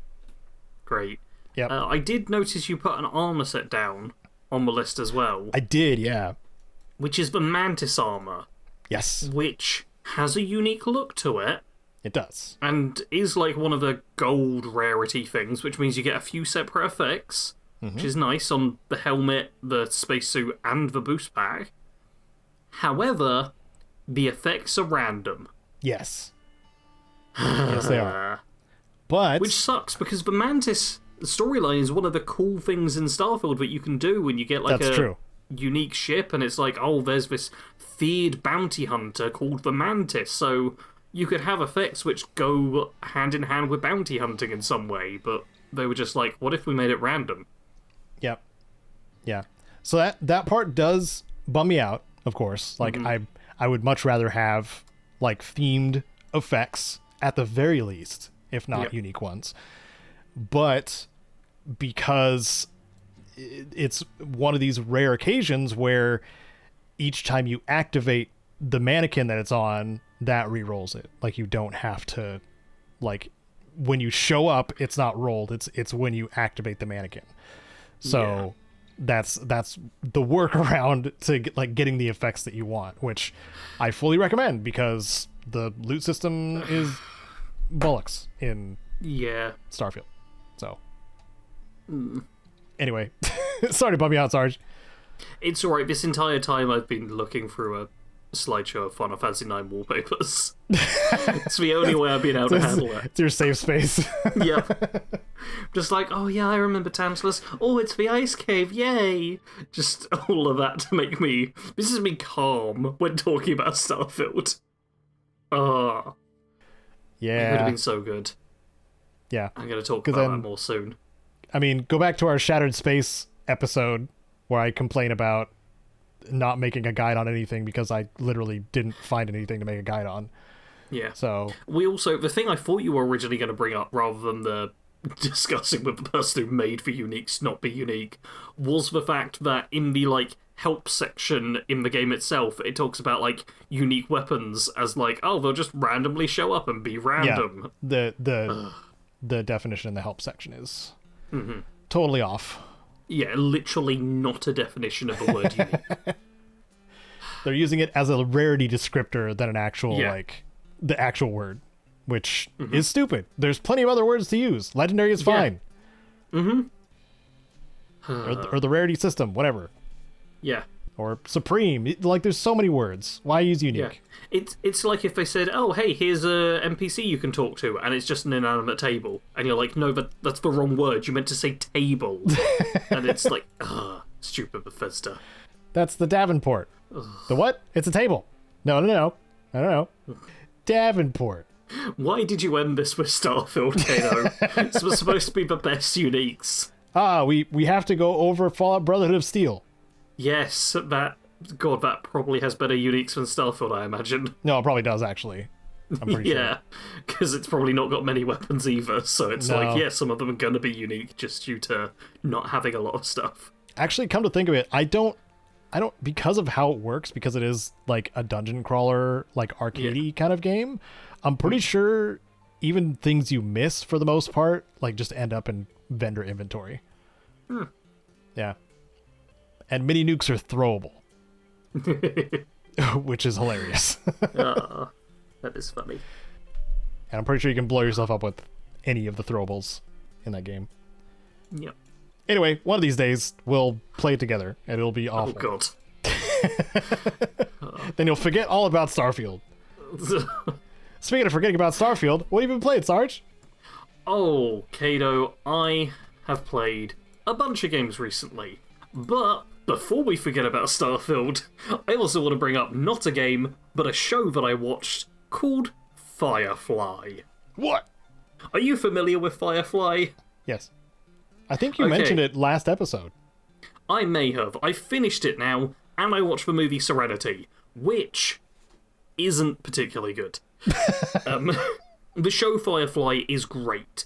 It's basically like a sci-fi western show, which sci-fi and western as genres meld together so well. Yep. It's like a weirdly good... It's like comedy and horror. It's one of those things where it doesn't feel like it should work, but it works amazingly. Yeah. And yeah, Firefly is... It's great. And there are so many times watching the show that you're like, oh, Starfield tried to do this and failed. Oh, Starfield tried to do this and failed. Like, the whole premise of Firefly is Captain Malcolm Reynolds and his crew, like, he used to fight on the side of a rebellion, but the Alliance won the war, and that's the whole Freestar Collective versus United Colonies thing, is clearly just a parallel of what Firefly did. But in Firefly, this happened, like, the war ended, like, 7 years ago, I want to say, so it is still really recent for everyone. And in Starfield, it's like, oh yeah, this ended like 50 years ago, and yet there's still so much tension and stuff around it, and it feels less believable that everyone's acting this way. And yeah, basically everything Starfield did, Firefly did better. Yeah. However, the movie Serenity, I would not recommend. Oh. Like, the show is amazing. Have you seen the movie Serenity? Long time ago. I couldn't tell you much of anything except that it's in space. It is in space. There are some good points. Like, the villain in Serenity is brilliant. It has a few, like, really great quotes and is just, like, a character that's very accepting of the fact they are the villain, but they believe what they're doing is right even though it's evil. And the villain, the antagonist of Serenity, amazing. No notes there. Everything else about it, I have so many notes. Like, without going into too many spoilers, they do kill off a couple of characters, and they make the worst choices possible as to who to kill off and how to kill them off.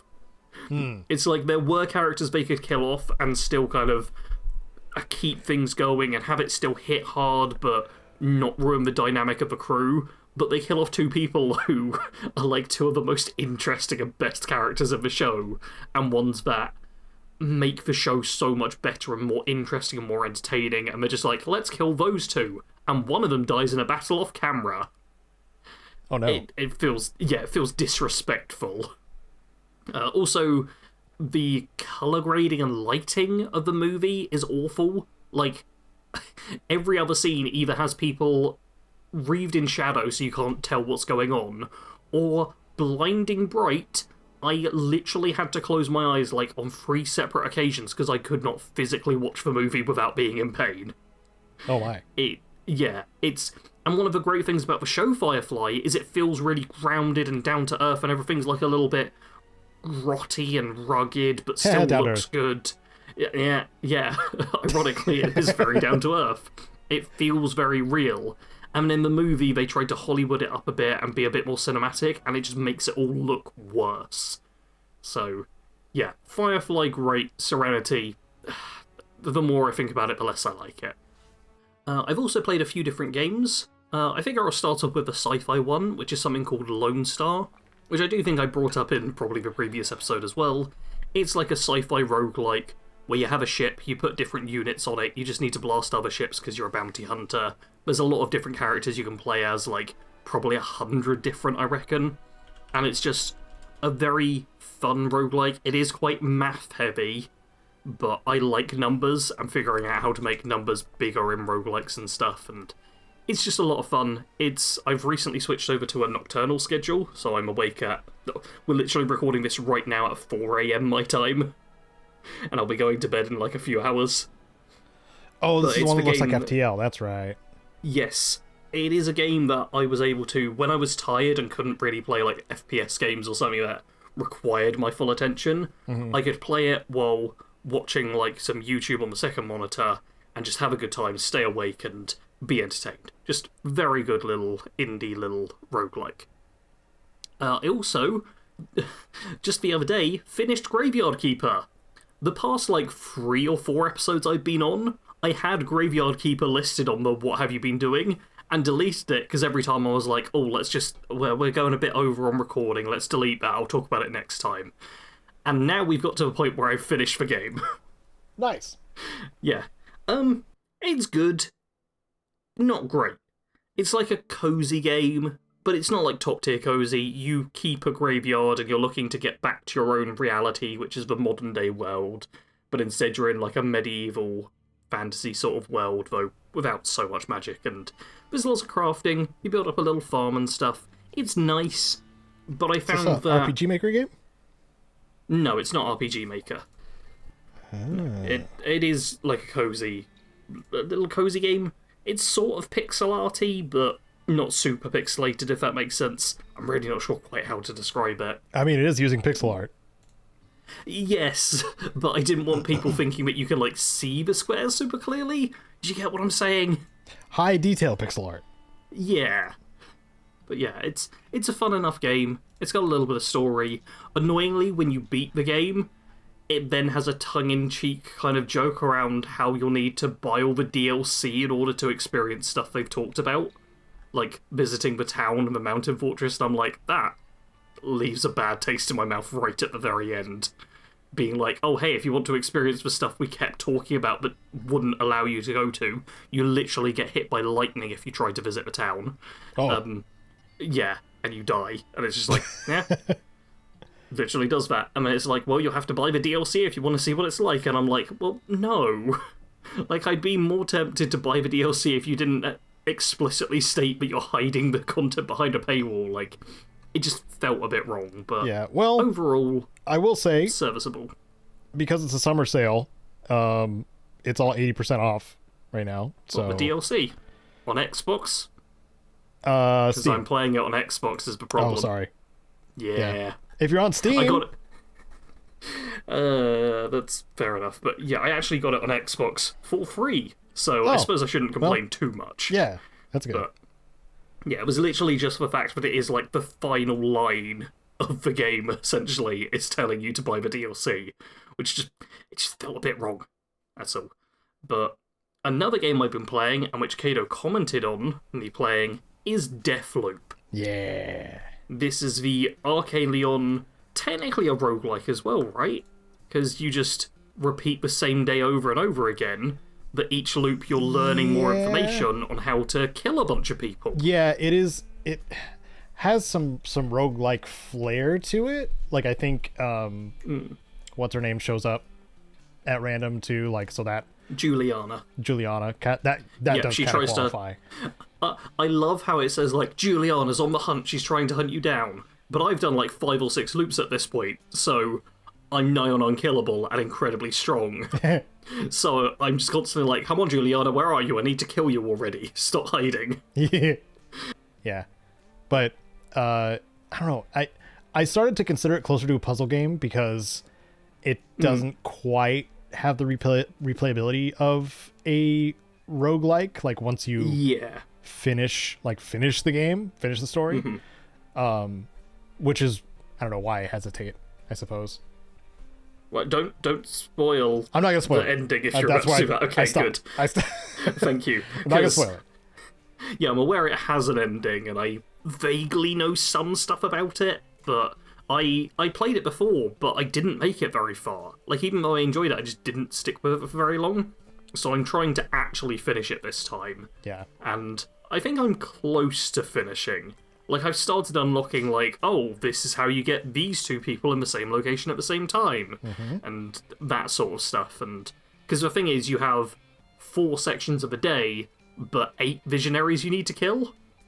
So on average, you need to kill, like, 2 visionaries per section, which is not easy to do, because there's also, like, protocols for them to be at different places at different times, and it is a puzzle to figure out how to get them all together. But I've started figuring parts out. I've not actually worried too much about solving the puzzle element of it. I've more so focused on getting all the different weapons. I think I got the final unique weapon earlier today, which is the shotgun, which you have to do a very annoying game to unlock. The Heritage Gun? Yes. Is that what it's called? Yeah. Yeah, which does like both slug shooting and buckshot shooting, I think. Yeah. But yeah, I've unlocked that. The only unique weapon I've actually been using a lot is the sniper rifle, because I love me a good sniper. Oh, of course you have. Yeah. Yeah. It's also fun to just pick off people from very far away. Like, my primary weapon has actually just been a silence pistol, which just is very good for stealthing through. And then because it's made by the team, or the people behind, like, the Dishonored games, so you get those sort of powers like Blink and whatnot. And there's one called Carnesis, which, like, pushes enemies away, but I've got, like, upgrades so it pushes them, like, really far in a whole group and makes them explode when they land. And I just use that when I'm like, oh, I'm done with stealth now, and just go boom, and everyone just blows up and runs away, and it's fun. They make powers fun. Yeah. I also definitely prefer this to Dishonored, because in Dishonored, getting into open combat and being aggressive is a lot harder. It's not rewarded as much. Whereas in this game, you can just be like, yeah, I'm going to go in with a shotgun and just blast people. And the game's like, hell yeah, go for it. Yeah, like the standard enemies are like intentionally dumb. And that makes it just that much more fun, I think. Yeah. Like the standard ones that you run into in the streets and stuff like that. The Visionaries, on the other hand, like they are challenging to some degree. Yes, but and they give them all like a unique mechanic of some kind, which is very good. I actually, for the first time, I tried to defeat the artist. I can't remember her name. I can remember barely any of her names. I'm real bad with it. But I tried fighting the artist for the first time because I hadn't gone to her. I got her like special power, which I think is Carnesis, the blasting one, from Juliana when she hunted me. So I just hadn't focused on getting her, and I was like, oh, okay, let me go and find her. And it's like, oh no, she's set off a trap now that you've entered. And I was like, whatever, I'll just back out, wait for this explosion. No big deal. Oh, you died. She blew up the island. And I'm just like, oh damn, okay, apparently the artist is the one I need to worry about. Yeah. Because literally no one else had permanently killed me at that point. It was like none of the other Visionaries were a big deal. But the artist just, boom. It's just like, oh, you're going after me. Nuke Island. Which I found very funny. Yeah. Yeah. Some of them have, like, nuclear mode, which is funny. It is. Yeah. Yeah. Also the acting. I love the acting in Deathloop. Oh, the conversations between Colt and Juliana. Yep. Yeah, just top tier. It's great. It keeps it fresh and entertaining. And also means that it's a game that I've never done the whole, I'll watch YouTube while progressing. Like, every time I want to be able to hear what's going on. Yeah, because it is engaging. Hearing snippets. Yeah. Which... Especially because of the whole, everybody's in the death loop, not just you.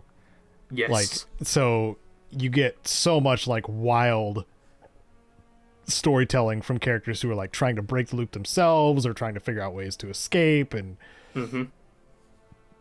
Or just, the goons that are just hanging out, partying all the time, every single loop, and... Repeating the loop in the same way each time, which also means you know where certain people are going to be, and can come up with fun ways to deal with them.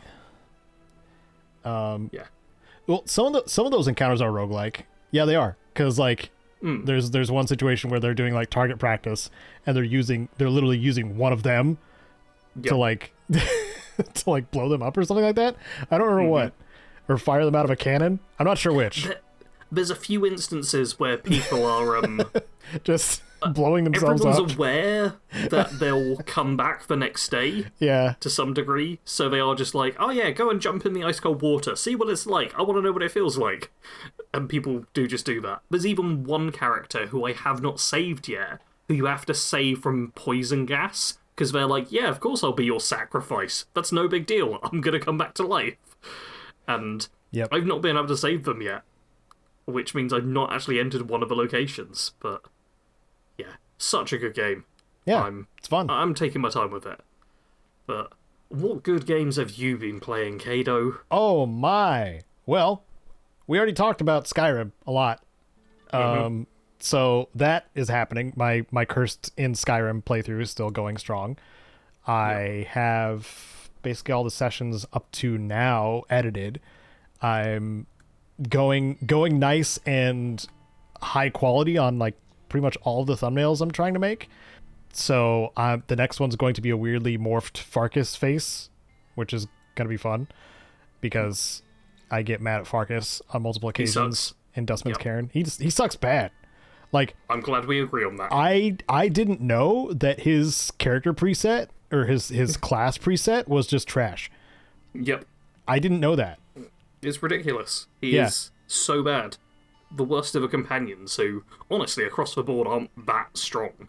Yeah, but he's using the build that Vilkas is using. Or he should have the build that Vilkas is using, but he has the blacksmith build, which is, what is it, like pickpocket, speech, one-handed, and something else.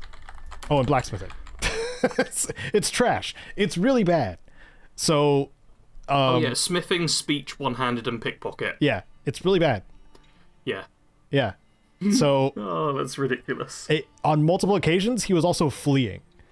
Yep.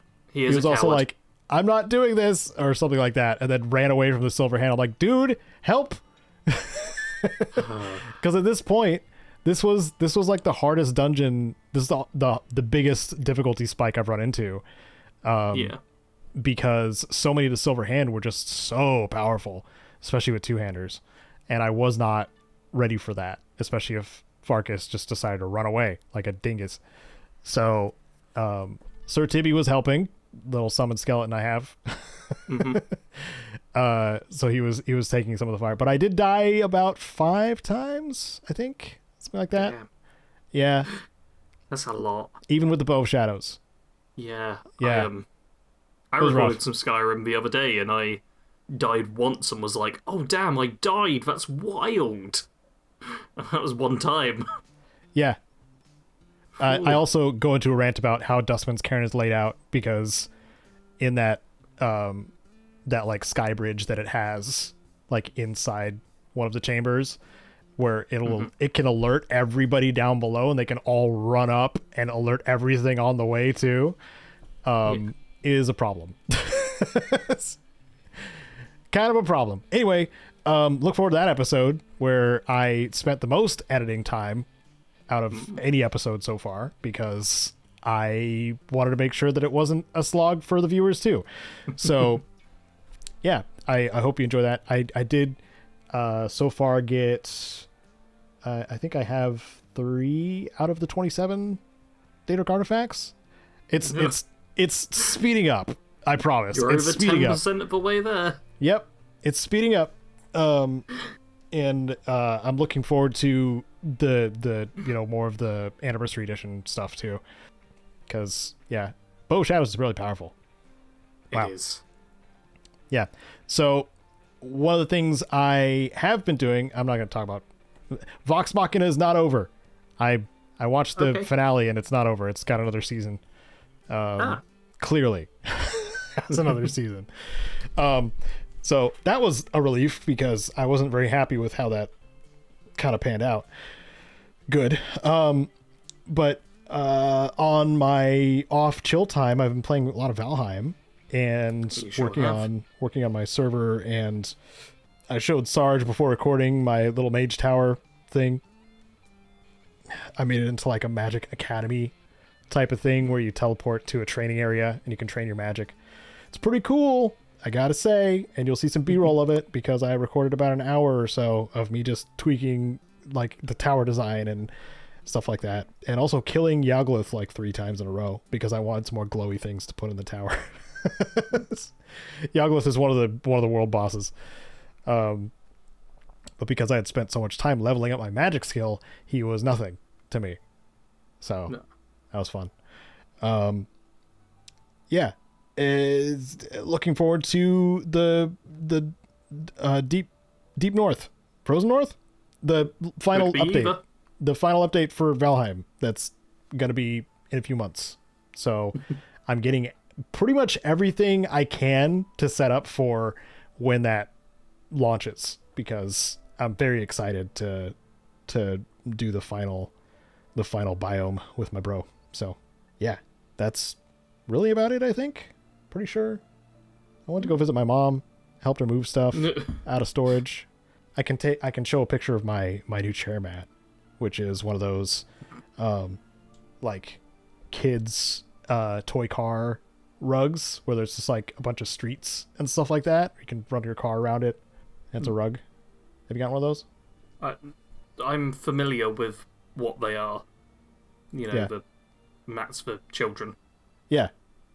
Mm-hmm. Well, now it's a chair mat for me. Okay. And it's cool because I also have some Hot Wheels. If I'm really, if I'm really sad and want to play cars, I can just move my chair and play cars. Remember simpler times, where we're not boiling alive and AI is killing us all. And God. Yeah. I was going to make a joke about how, I've actually got a mature, responsible rug that I'm on, but no, yeah, don't take me back to childhood. My childhood wasn't that fun. Take me back to someone else's childhood, please. I had Hot Wheels and Legos. It's pretty great. I suppose I got to use swords quite a bit in my childhood, I suppose. I don't remember it, but apparently it happened. That part's cool. Yeah. Yeah. Anyway, thank you so much for listening and or watching, and if you've got some uniques from Bethesda games that you want to talk about or rant about or whatever, leave a comment and you might become a comment of the cast. But until next episode, every other Sunday 10 a.m. Pacific, maybe we'll talk about something else Elder Scrolls related, maybe the worst uniques, maybe something like that in the next episode. Hope you all take care of yourselves. Hope you still have all your fingers after the 4th of July if you celebrated. And see you next place time stuff. Bye. Bye.